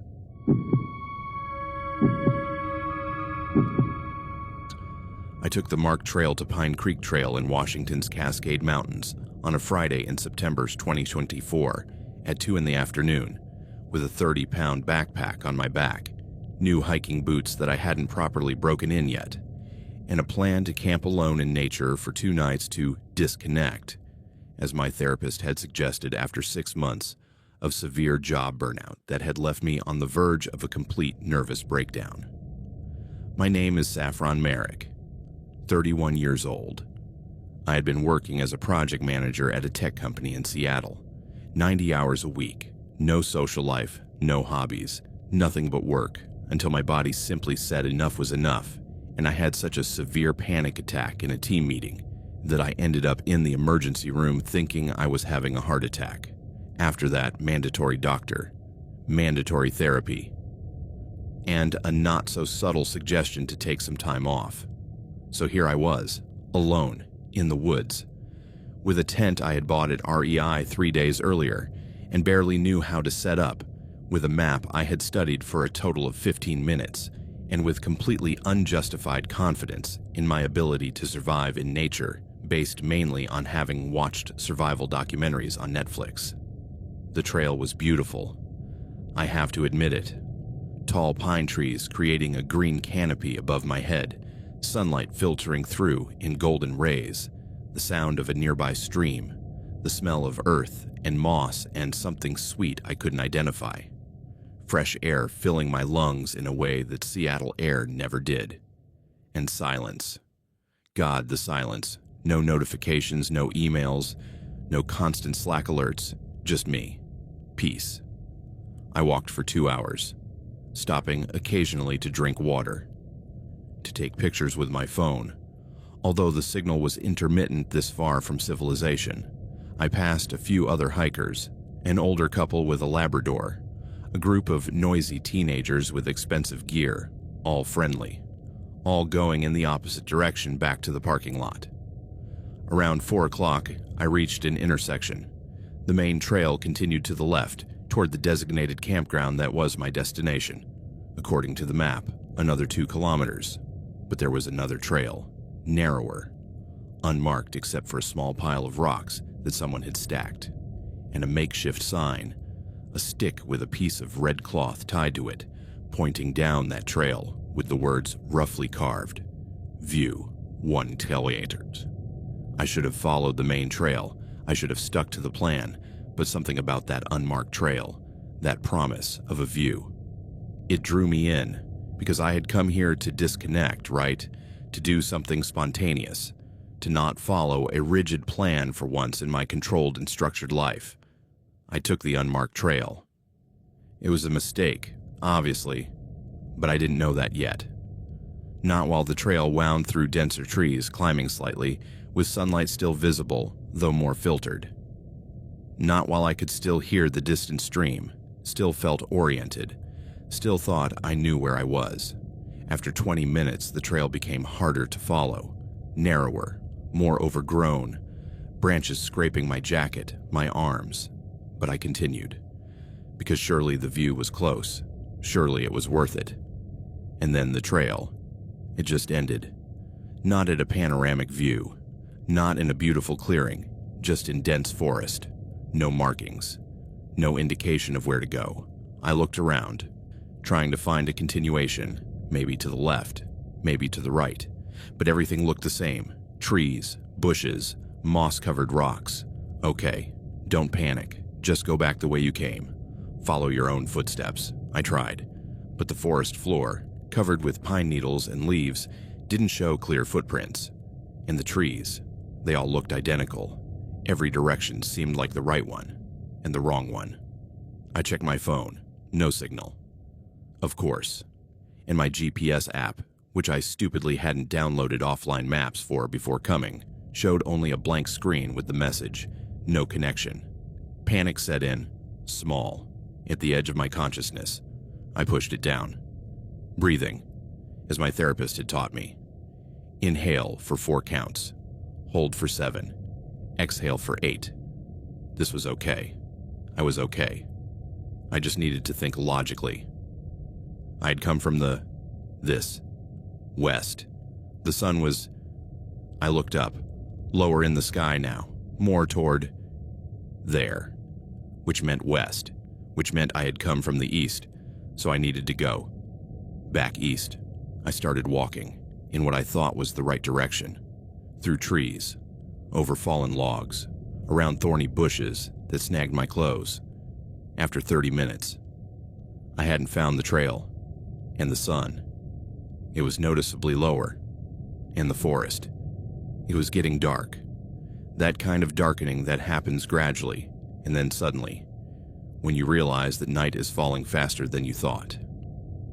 I looked at my watch. 5:47 p.m. Sunset would be around 7:30 at this time of year. That gave me less than 2 hours to find my way back, or find a safe place to camp. I picked up the pace, walking faster, looking for anything familiar, any markings, any trail signs. And then I tripped, foot catching on a root, falling, hands hitting hard ground, sharp pains shooting through my left wrist. I sat up, holding my wrist. Not broken, I thought, but sprained, already swelling. Shit, I whispered. Shit. I needed to stop. I needed to think. And then I heard it. Something. Distant, but definite. Crackling branches, footsteps, heavy, deliberate. Animal. It had to be animal. Deer. Or elk. Or, my mind offering a choice I didn't want to consider, bear. I stayed still, listening. The footsteps stopped. Silence. And then, they started again. Closer. No, not just footsteps. Voices. Male. Low. I couldn't make out words, but definitely human. Relief flooding over me. People. Other hikers. Who could help? I stood up, ignoring the pain in my wrist. Hello, I called. Hello. I'm here. I'm lost. The voices stopped. Silence. And then, light. Flashlights, shining through the trees, getting closer. I walked toward the light, toward the voices. Hello. Thank God. I took the wrong trail and... I stopped. Because now I could see them. 2 men. Emerging from the trees. With flashlights. With rifles. Big ones. Hunting type. And expressions that weren't. Friendly. Or concerned. But appraising. As if they were sizing me up. Hello, said one. The taller one. 40s. With a thick beard and camouflage cap. What do we have here? I got lost, I said, trying to sound calm, but something in his tone, in the way he looked at me, made my instincts scream warning. Do you know the way back to the main trail? I was going to Pine Creek. Pine Creek, said the second man, younger, in his 30s, with a clean-shaven face and eyes that were too bright, too focused. You're a long way from there. What were you doing off the trail? I took a detour. I was looking for a view and... A view, repeated tall man. looking at his companion, smiling, but not a warm smile. "Did you hear that, Huxley? She was looking for a view." Huxley, the younger one, he laughed. "Well, she's going to get one from the forest all night long because it's getting dark and she's really lost. Can you show me the way back?" I asked, trying to keep my voice steady. "Or call the park rangers. I have camping gear. I can wait if—" "There are no park rangers here," said Tall Man. "This is private land, owned by a logging company, and technically you're trespassing." I didn't know. The trail wasn't marked. "Because you're not supposed to be here," stepping toward me, rifle still in hand but not pointed. Yet. "The question is, what are we going to do with you? Just show me the way, and I'll leave. I won't say anything about being here." "Say what to whom?" "Huxley," approaching from the other side, surrounding me. "To the logging company? To the police?" "No one, I promise. I just want to leave." "The problem is," said Tall Man, and now I could see, in the light of his flashlight, blood on his jacket, on his hands, fresh. We were in the middle of something we don't want interrupted or reported. "I didn't see anything." "You didn't see," Huxley laughing. "You didn't see the moose we just hunted out of season, with licenses that expired 3 years ago. You didn't see that. Poaching. They were poachers, and I was a witness. I didn't see anything," I repeated, more firmly, "and I won't say anything. Just let me go." "We can't do that," said Tall Man, almost sadly. "Because you see, I believe you. I believe you wouldn't say anything intentionally. But accidents happen, mouths slip, and we have a good operation here. Selling game meat to restaurants, making decent money. We can't risk it." "So what?" My voice rising, panic taking over. "Are you going to kill me for seeing something I don't even understand?" "We don't want to kill you," Huxley said, "but we can't let you go either. So, maybe we'll keep you for a few days until we finish this run, and then we'll decide. People will know I'm gone, my family, my friends." "Did you tell anyone where you were going?" asked Tall Man. "Specifically, I hadn't.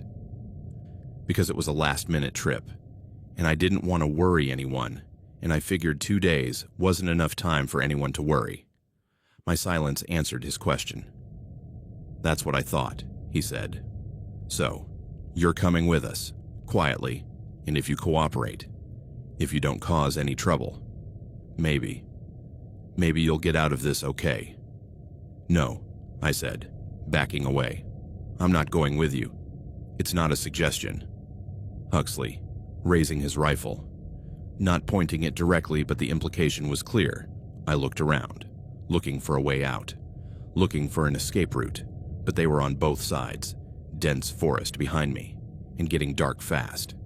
If I ran, in the dark, I'd get more lost or hurt myself. And they had rifles and flashlights and knowledge of the terrain, but if I went with them, where to? To what? I made a decision. In a second. Based on pure instinct and terror, I ran, turning, diving into trees behind me, ignoring pain in my wrist, ignoring branches hitting my face, ignoring their shouts. "Hey, stop! Stupid bitch, you're going to hurt yourself."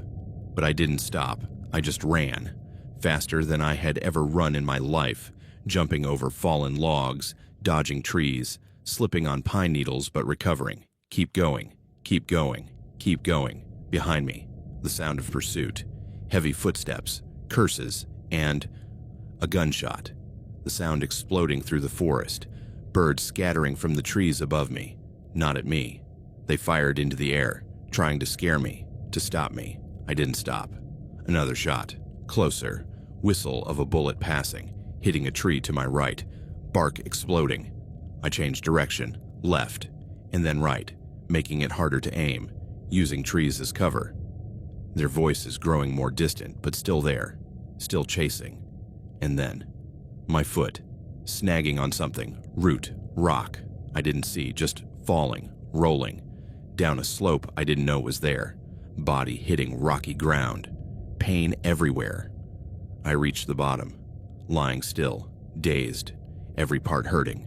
Above, on the slope I had just rolled down, flashlight beams, moving, searching. Where did he go? He must have fallen. I heard something. Should I check below? Too dark, too dangerous. Probably broke his neck anyway. What if not? Pause. And then, tall man. He has until tomorrow. If he survives the night, if he finds a way out, fine. But I doubt he can. No light. No knowledge of the terrain. He'll probably wander in circles, or run into something worse than us. Like what? Like the others, the ones who operate further north. Those guys. They're not as nice as us. Laughter. Dark. And then, the lights receding, voices growing fainter. I stayed where I was, for 10 minutes, 15 barely breathing, waiting until I was sure they were gone. And then, slowly, I sat up. Damage assessment. Wrist still swollen. Now right ankle too. Probably sprained. Cuts on arms and legs from branches. Deep scratch on cheek that was bleeding. But alive. Still alive. I looked around. Almost complete darkness now. Only faint moonlight filtering through the canopy of trees. And I was at the bottom of some kind of ravine, with steep walls on both sides, and no idea which direction the exit was. I took out my phone, still working miraculously. I turned on the flashlight. Dim light, but better than nothing. I needed to move.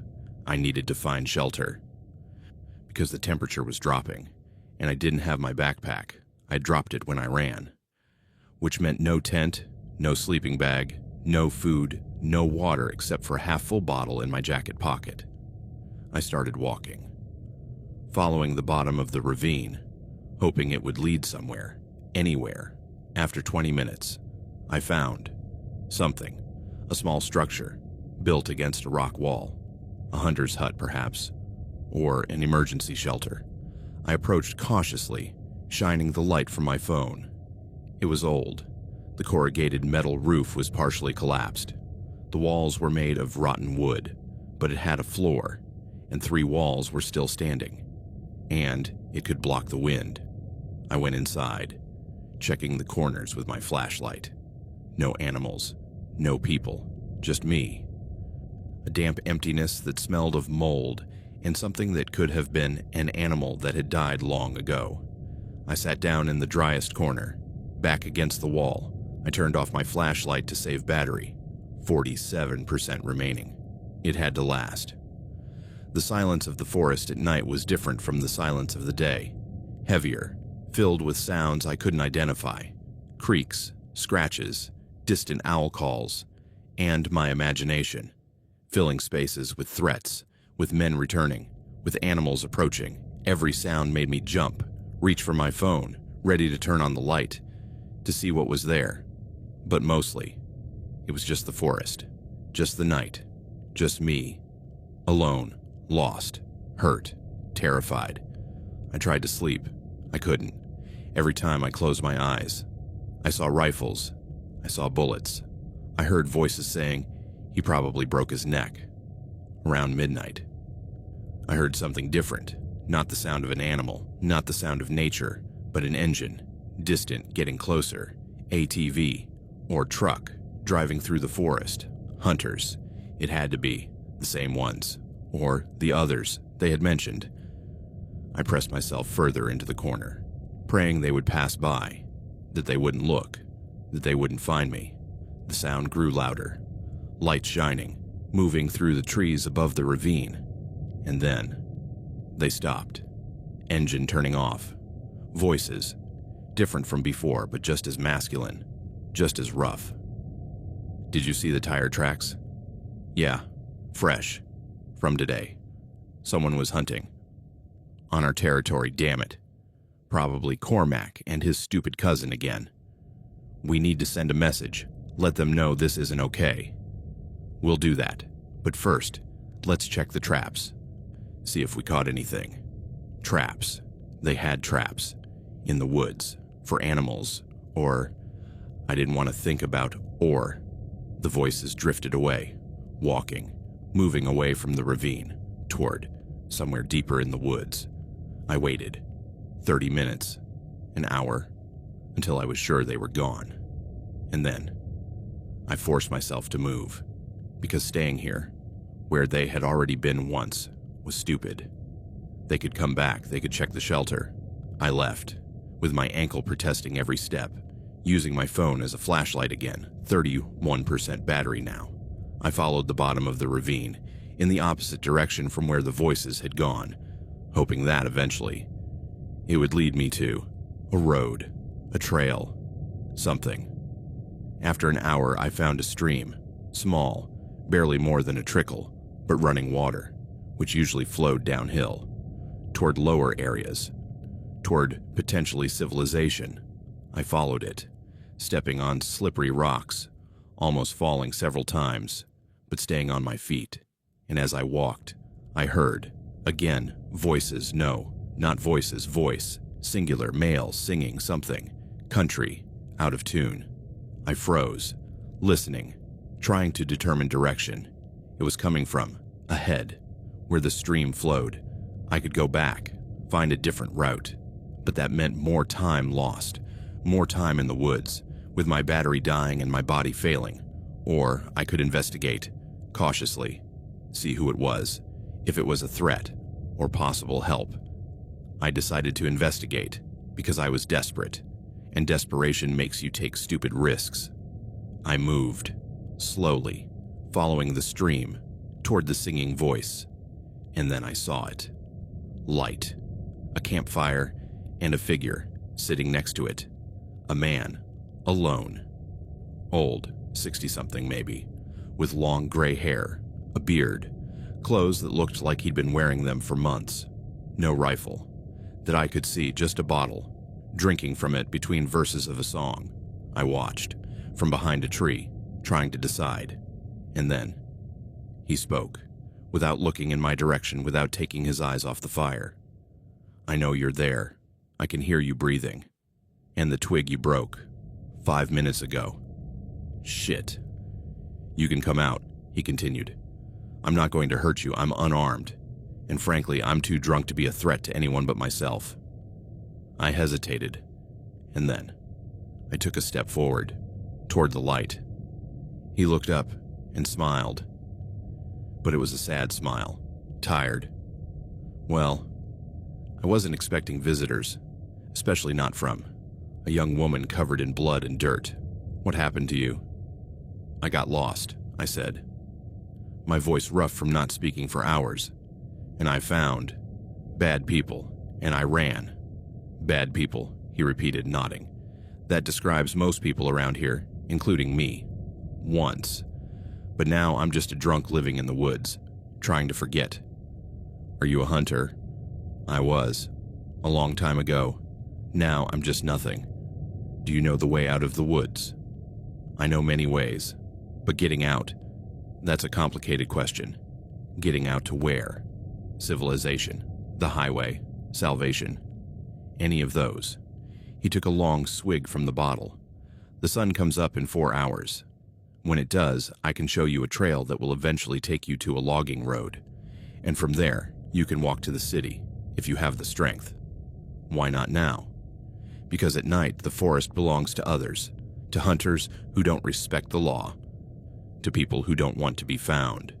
And if we walk now, they'll find us. And I'd rather live to see another morning. Even a miserable morning like this one." It made sense. Horrible sense. "Can I stay here? Until dawn?" "You can." He gestured to the opposite side of the fire. "Sit down, warm yourself. I have water if you want it, and some dried meat, although it's probably rancid." I sat down, accepting the water but not the meat. My stomach was too upset, and we sat there, mostly in silence. He drank, me staring at the fire, trying not to think about the pain in my wrist and ankle and 100 other places. "What's your name?" he eventually asked. "Saffron." "Nice name. Unusual. My name is, well, it doesn't matter what my name is. Here, everyone calls me Hermit, and that's fine. Why do you live here? In the woods?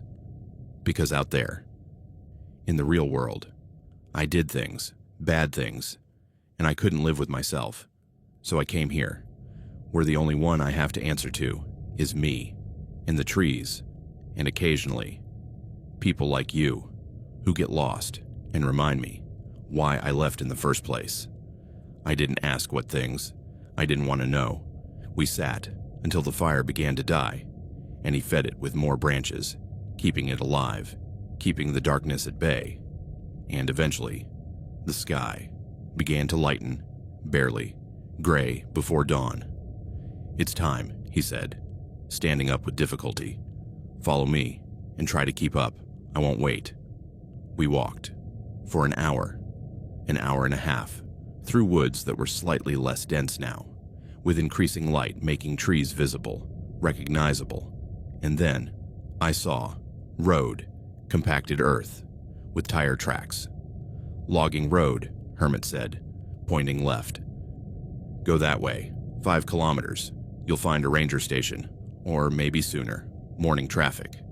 Thank you, I said. Really, you didn't have to. I didn't do it for you, he interrupted. I did it because I still have a small piece of decency, somewhere, and I didn't want you to be another victim of this forest. There are already too many. He turned, walking back toward the trees, toward his camp, toward his self-imposed isolation, and I started walking down the logging road, toward, I hoped, salvation. After 3 kilometers, I heard an engine behind me, a truck approaching. I turned, looking, hoping for friendly people, for park rangers, for someone who could help. The truck stopped, and the driver got out. It was the tall man from last night, Cormac, with Huxley getting out of the passenger side. My blood ran cold. Well, look at this, Cormac said, smiling but not with joy, with determination. You survived the night. Impressive, really. But now we have a problem, because not only did you see us, but you found your way out, and that can't happen. I backed away, but there was nowhere to go. Dense forest on both sides of the road, and them, blocking the way forward. Please, I said, just let me go. I won't say anything, I swear. You had your chance to convince us last night, Huxley said, and you chose to run, and now we choose. He raised his rifle, aiming, and me. No options, no way out. Alone, terror. I closed my eyes, waiting, shot, pain, the end. And then I heard another engine, bigger, louder. I opened my eyes, looking, second truck, coming from the opposite direction, official, with Forest Service logo on the door. Cormac and Huxley, lowering rifles, quickly, trying to look normal, innocent.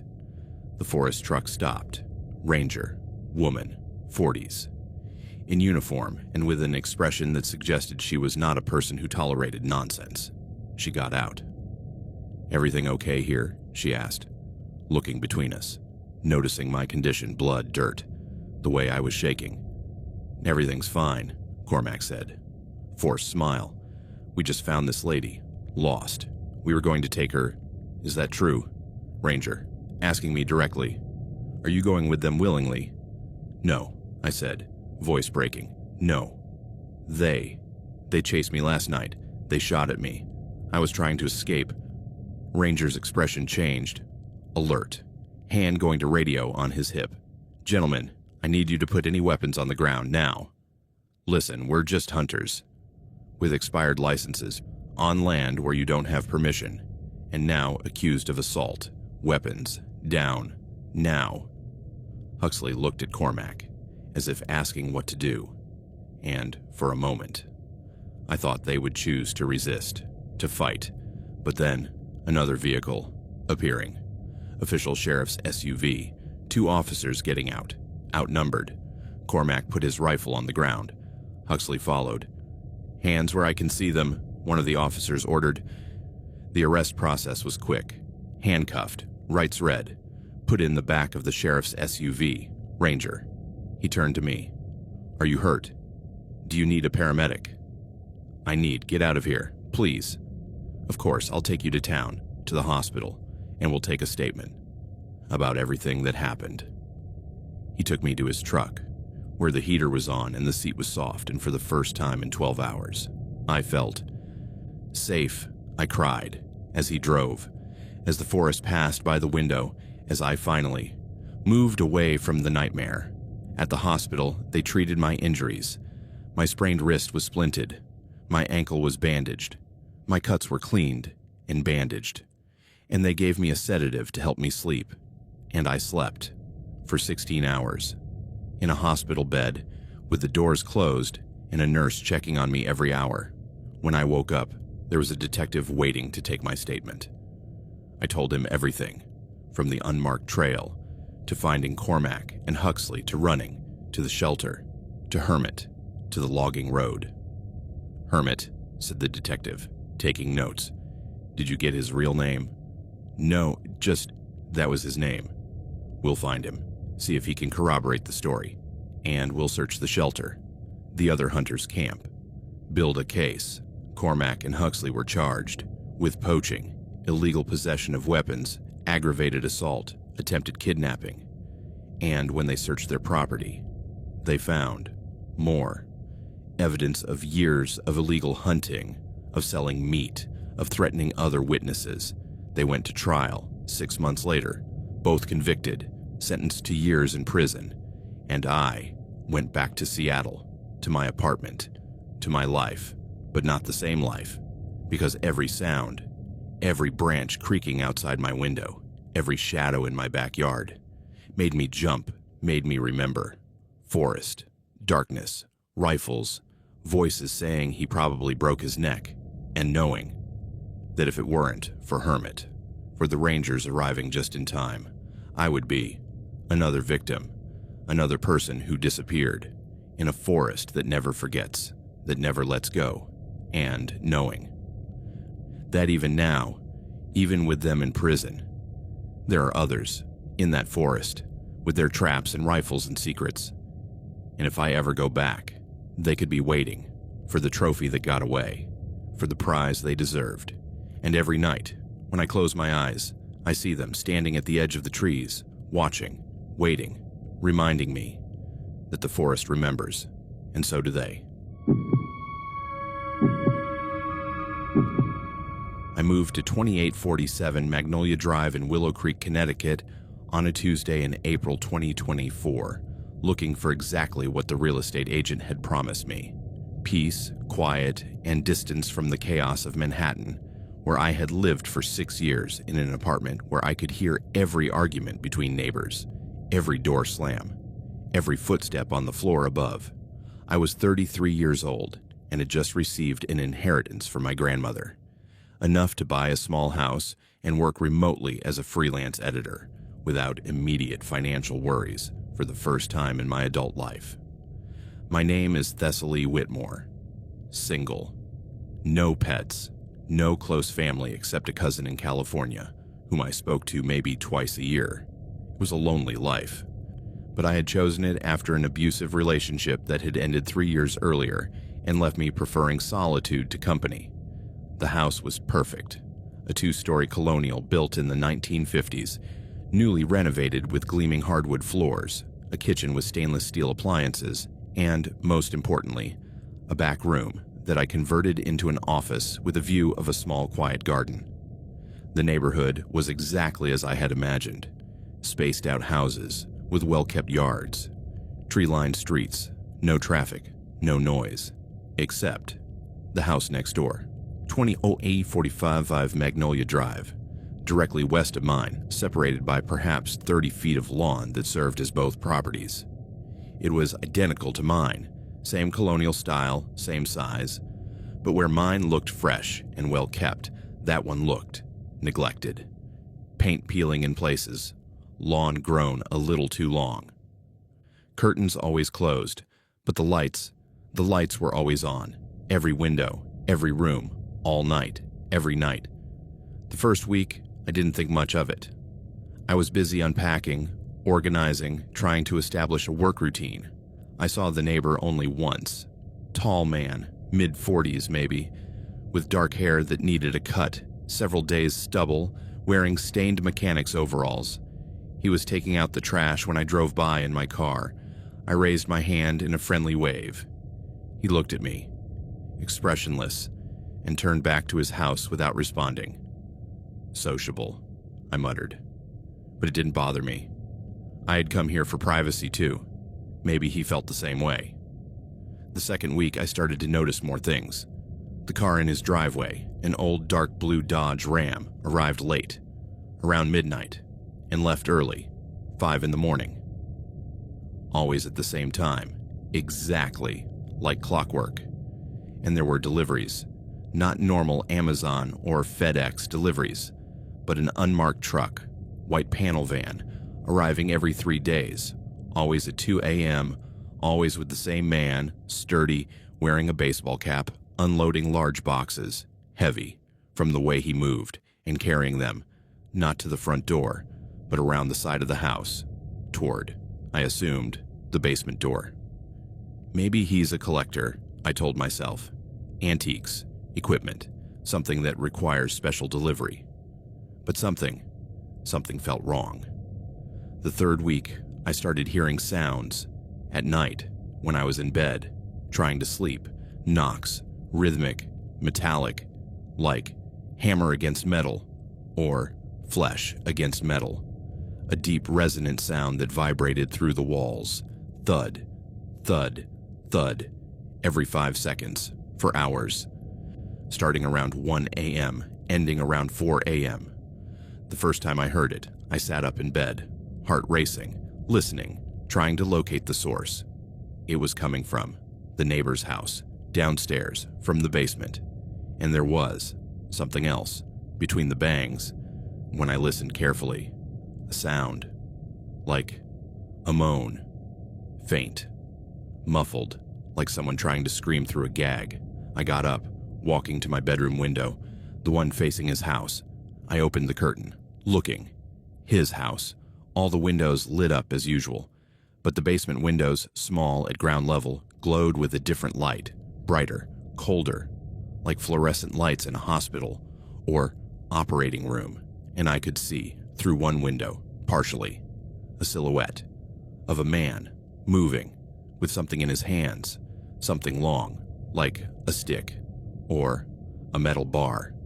And then he raised it above his head and brought it down, hard, thud, the sound vibrating through the night, through my window, through my body.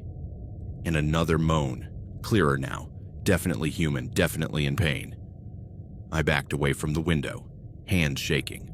What had I just seen? What was going on there? I grabbed my phone, dialing 911, heart pounding. 911, what is your emergency? Me, I think my neighbor is hurting someone. I hear sounds, moans, and I saw him hitting something. What is your address, ma'am? 2847 Magnolia Drive in Willow Creek. The neighbor is 2845. Are you in immediate danger? No, I'm not, but someone there. I think someone there. Did you see anyone injured? Not directly, but I heard. And I saw a silhouette. I understand. We'll send an officer to check, but ma'am, without evidence of immediate danger or visible crime, we can only make a welfare call. Do you understand?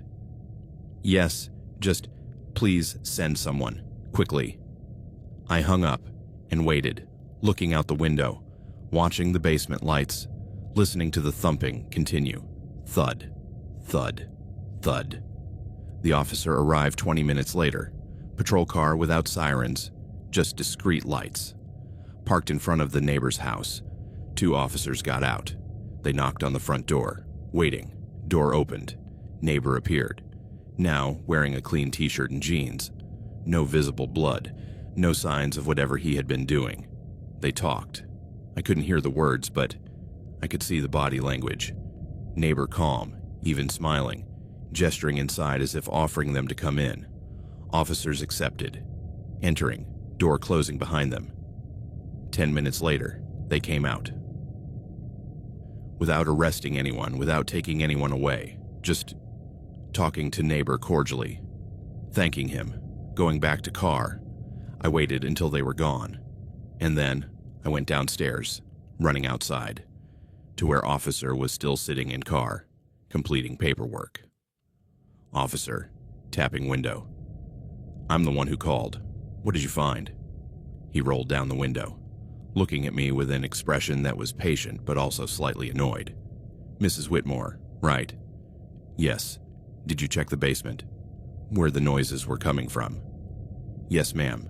Mr. Thorne, your neighbor, was very cooperative. He showed us everything. He's renovating his basement, installing new pipes. The banging you heard was him working with metal pipes. And the moaning, that was his door hinges. They need oil. But I saw, ma'am, we understand that new neighborhoods can be unsettling, different sounds, different routines. But we assure you, there is no criminal activity at 2845. Mr. Thorne is a retired contractor. He works at night because he has insomnia. That's all. Did you check his ID, his background? Ma'am, now definitely annoyed. We can't give out information about residents unless there's an active investigation, which there isn't. I suggest that if you continue to be concerned, you might want to install better soundproofing or use earplugs. Good evening. Window rolling up. Car driving away, leaving me standing in my driveway. Feeling stupid, paranoid. Had I overreacted? Had I let my imagination run wild? I went back inside, went to bed, but I couldn't sleep, because even after the police left, after everything seemed explained, the banging continued. Thud, thud, thud, until 4 a.m. exactly, and then silence. For the next week, I tried to ignore it. I tried to convince myself that the police were right, that it was just renovations, night work, squeaky hinges. But something didn't add up. The deliveries continued. Same unmarked van, same heavy boxes, always at 2 a.m. And I started watching, more carefully, taking notes, photographs. Although at night, it was difficult to capture anything clear, and I noticed a pattern. Every time a delivery arrived, the thuds. They were more intense that night, louder, more frequent. What was in those boxes? What was he doing with them? I decided to investigate, more directly. I waited until nightfall when I knew he was leaving, his 5 a.m. shift, always on time. I put on dark clothes, I took a flashlight, and I crossed over to his property. My plan was simple. Look through the basement windows, see what was really there, get evidence to show the police. His backyard was dark, no security lights, no cameras that I could see, just overgrown grass and some neglected bushes. I got to the side of the house, where the basement windows were, crouching down, looking inside, and what I saw made my stomach drop.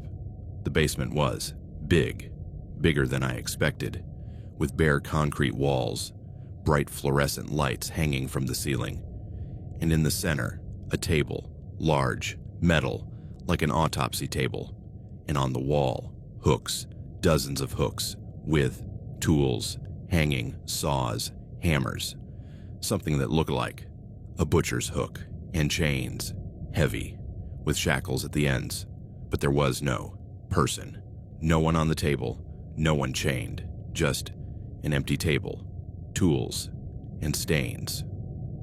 On the concrete floor, dark, that could have been oil or blood.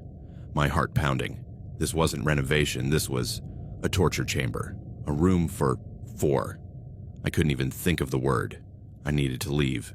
I needed to call the police again. With evidence this time, with photos, I took out my phone, taking a photo through the window. Automatic flash, shit, flash, lighting up my face, reflecting in the window. And inside, movement, basement door opening, figure coming down the stairs, him, neighbor, Thorne. He wasn't supposed to be here, he was supposed to be at work. I ran, back to my house, heart pounding, hearing behind me footsteps, heavy, fast, chasing me. Wait, his voice, deep. I just want to talk. I didn't stop. I reached my back door, key slipping in my hands, finally getting in, closing, locking, chain, breathing, heavy. Looking out the window, he was standing at the edge of his property, looking at my house, not coming any closer, just watching, and then slowly, he raised his hand, in a wave, as if to say hello or goodbye.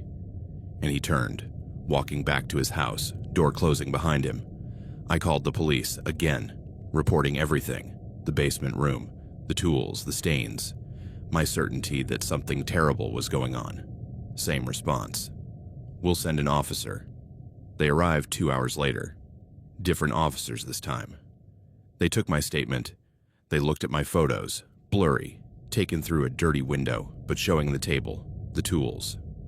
Ms. Whitmore, said the officer, a young woman named Ravenna Chen, according to her badge.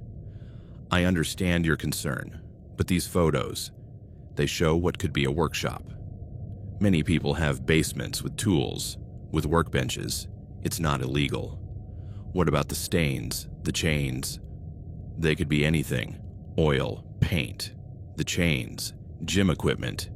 We need probable cause for a search warrant. And these photos, they're not enough. So what? Do I wait until they find a body? She sighed. Stay away from Mr. Thorne's property. If you trespass again, he could press charges against you for trespassing. And if you have concrete evidence, video of an actual crime, a witness, something substantial, call us. But until then, there's nothing we can do. They left, leaving me, frustrated, terrified, knowing something was wrong but unable to prove it. That night, I didn't sleep. I just lay awake, listening. The thumping started at 1 a.m. Like always, thud, thud, thud, but this time, there was something else. An additional sound. Between the thuds, like dragging. Like something heavy being moved across concrete. And voices, faint. I couldn't make out words, but definitely voices. A man, Thorne, talking. And another voice, female, begging, crying. I forced myself to get up, to go to the window, to look. Basement lights on, as always. And I could see, through the window, more clearly now because I knew where to look.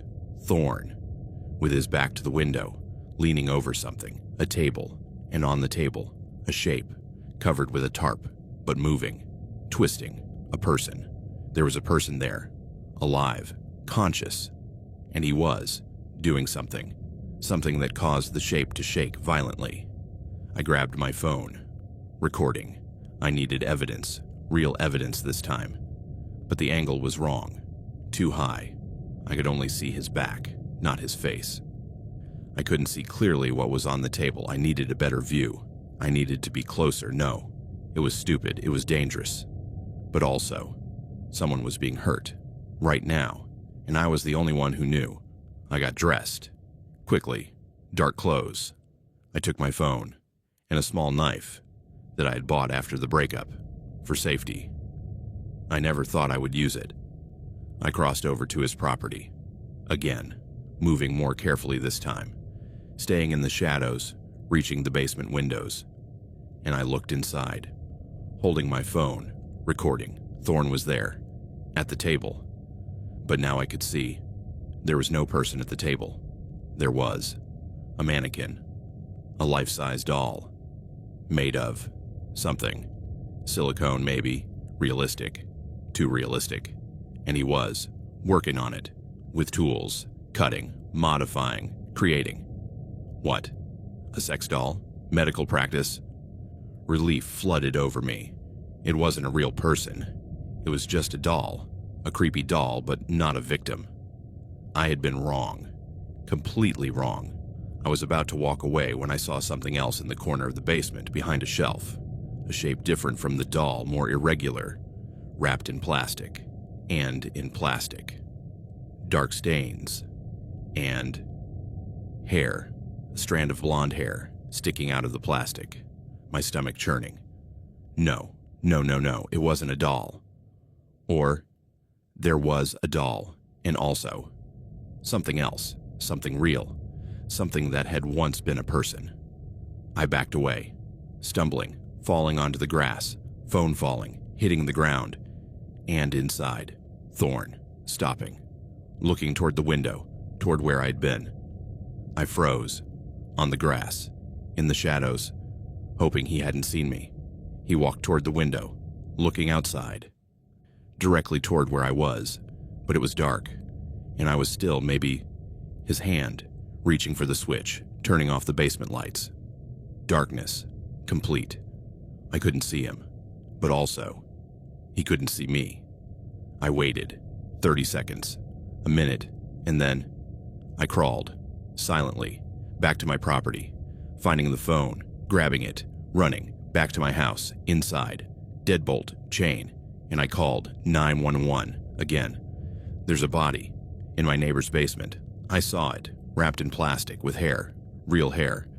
Please send someone. Same routine. Officer arriving, taking statement, looking at video on my phone, which showed doll, table, tools, but not the corner angle where I had seen it. Wrapped form. Mrs. Whitmore, the officer, an older man named Quillen Voss, said with patience that was clearly forced, "This is the third time you've called about Mr. Thorne, and each time we've found no evidence of criminal activity. Now you're suggesting there's a body? Based on what? A wrapped-up shape you saw briefly in the dark? I saw hair. It could be a wig, craft supplies, anything. And ma'am, honestly, your behavior, repeatedly entering your neighbor's property, taking photos and videos without consent, making multiple false reports, this is crossing the line into harassment. They're not false reports. Until we have evidence, they are. And Mr. Thorne has the right to file a restraining order against you. And frankly, considering the circumstances, it would be justified. So you're not going to investigate. We already investigated twice, and we found nothing. If you have new evidence, real and verifiable evidence, call us. But until then, we suggest you seek professional help, because this level of obsession is not healthy." He left, leaving the implication hanging that I was the problem. Not Thorne, me. For the next week, I didn't sleep. I barely ate. I just watched from my windows, taking notes, photos, trying to document everything. The deliveries continued. The knocks continued. And now, there was something new. A smell. Coming from his house. Sweet. Rotten. Like decaying meat, but only occasionally. When the wind blew in the right direction, and then a note. In my mailbox, no stamp, not mailed, just placed there. Folded paper, handwritten, in black ink. Listen closer, that was all. No signature, no explicit threat. Just those 3 words. From Thorne, acknowledging that he knew I was listening, inviting me to. What? That night, I listened, closer. As the note instructed, the thuds, thud, thud, thud, as always, but between thuds. If I listened very carefully, there were words, distorted, as if reproduced through a loudspeaker or recording. Help, please, someone. Female voice, young, desperate, recording, or real person, partially gagged, able to make sounds but not clear words. I grabbed a glass, pressing it against the shared wall, amplifying the sound, and I listened, more clearly now. It wasn't a recording, it was real. It was a person, saying the same words over and over. Help, please, someone. Help, please, someone. And then, Thorne, louder, clearer. No one hears you, except her. But she already tried to help, and no one believes her, so really, no one hears you. And laughter, cold, enjoying it. I moved the glass away, hands shaking. He knew. He knew I could hear, and he was, torturing his victim, knowing I knew, knowing I couldn't do anything. I couldn't call the police. They wouldn't believe me. Again, they had already warned me about harassment, but I couldn't just sit there while someone was dying. Next door, I needed to get into his house, into the basement, get irrefutable evidence, a photo of the victim, video, something the police couldn't ignore. I waited until his shift, 5 a.m. I saw his truck leave, drive down the street, disappear. And then, I moved quickly, with tools I had bought, crowbar, flashlight, fully charged phone. His back door, it was old, with a simple lock, crowbar on the frame, pushing, breaking, wood splintering, inside. The house smelled, as I had imagined, sweet, rotten, with something chemical underneath. Bleach, maybe, or formaldehyde. I found the basement door, in the kitchen, opening it, stairs descending into darkness. I turned on my flashlight, going down, each step creaking, heart pounding. I reached the bottom, found the switch, turned on the lights, and I saw everything. Table in the center, now clean, no doll, no victim, just shiny metal. Tools on the wall, meticulously organized, and in the corner, a shelf, moving it.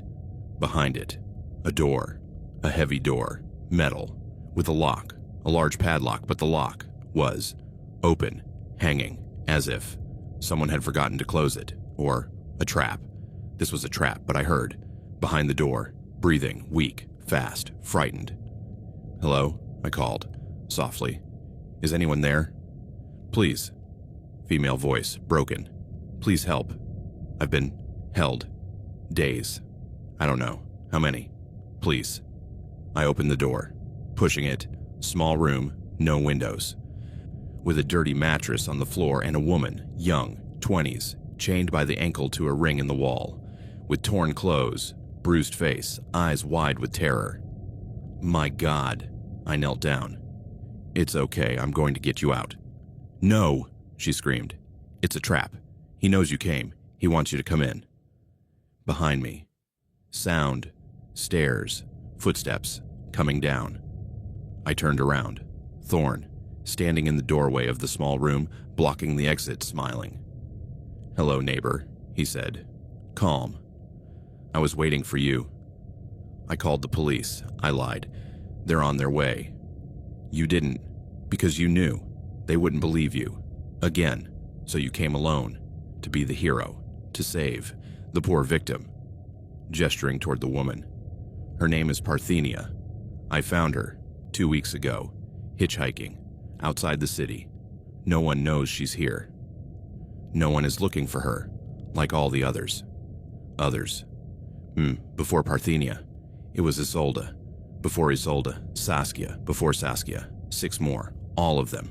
Kept here, all of them. Eventually, disposed of, when I was done." Disposed of where? Although I already knew.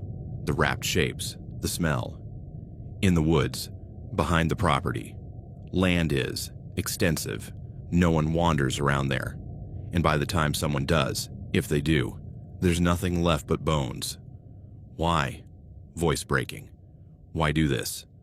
"Because I can. Because no one looks. No one asks. Suburban neighborhoods. Everyone so concerned with their own business. So polite. So quiet. Perfect for collecting. The police will know when you disappear." "Disappear," he laughed. "You're not going to disappear. You're going to be here, right next door, in your own house, living your life. Working, being seen, because you see, I'm not going to kill you. I'm going to keep you, like I kept Parthenia, but in a better place, your own basement, which is, conveniently, identical to mine, with its own little room, which I'm going to furnish tonight. Horror, pure horror. No one will let you. No one will know, because I'm going to take your key, and I'm going to come in when you're asleep, and I'm going to take you to your own basement, and I'm going to chain you up, and every day, I'm going to come, feed you, keep you alive, while I continue my collection, and when I finally get bored with you, when you cease to be entertaining, you join the others, in the woods. What if I scream? What if I make noise? Like Parthenia screams, like they all scream, but 50s construction, thick walls, and quiet neighborhood. No one hears, except you, and now, you'll be on the other side, screaming, with no one to hear. I looked around, searching for a way out. A weapon. Something. Parthenia. Pointing. Behind me. Toward. A tool. On the floor. A heavy wrench. I grabbed it, swinging it towards Thorne as hard as I could. It connected with his shoulder. He screamed, backing away. "Run!" Parthenia shouted. "Go!" I ran. Past Thorne, towards the stairs. Climbing, stumbling, recovering behind me. Him. Chasing. Slower. Hurt, but not stopped. I reached the kitchen. Running to the back door. Out. Toward my yard. Toward my house. But he was faster. Catching up. Tackling me. Both of us falling onto the grass. Fighting. Hitting. Scratching. But he was stronger. Heavier. Turning me over. Hands on my neck. Squeezing. "You should have stayed in your business," he hissed. "You should have been a good neighbor." Vision blurring. Lungs burning. Searching. Anything. Finger reaching. Pocket. Finding. Knife. Small, but sharp. Pulling it out. Opening. Stabbing. Into his side. He screamed, letting go, falling to one side. I got up, running, toward the street, screaming, "Help! Someone! 911!" Windows opening, neighbors watching. Finally someone paying attention. And in the distance, sirens. Someone had called.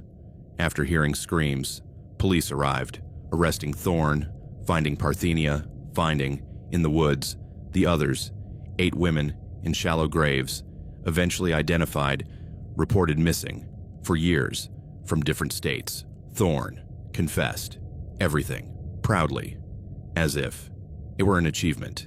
He went to trial, convicted, multiple life sentences, and I moved.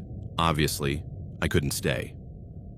In the house where I had been so close to being a victim, to being a collection. I moved back to Manhattan, to a noisy apartment, where I could hear my neighbors, where I was never really alone, where silence did not exist, because I learned that spring in Connecticut, that silence is not peace, silence is emptiness, where monsters work, without interruption, without witnesses, without consequences, until someone, like me, listens and refuses to stop listening, even when no one believes.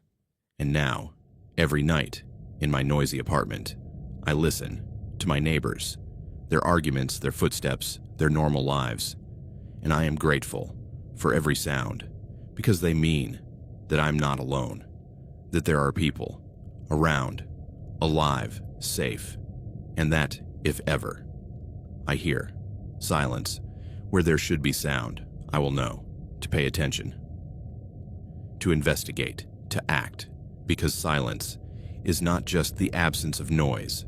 Sometimes it is the presence of something that wants to remain without being heard, without being seen, without being stopped. And in the quiet suburb of Willow Creek, in the house that was once mine, they're still there, the walls that heard, everything that kept, secrets that separated monster from victims, from witness, by inches of space. That was not enough to silence screams for those willing to listen.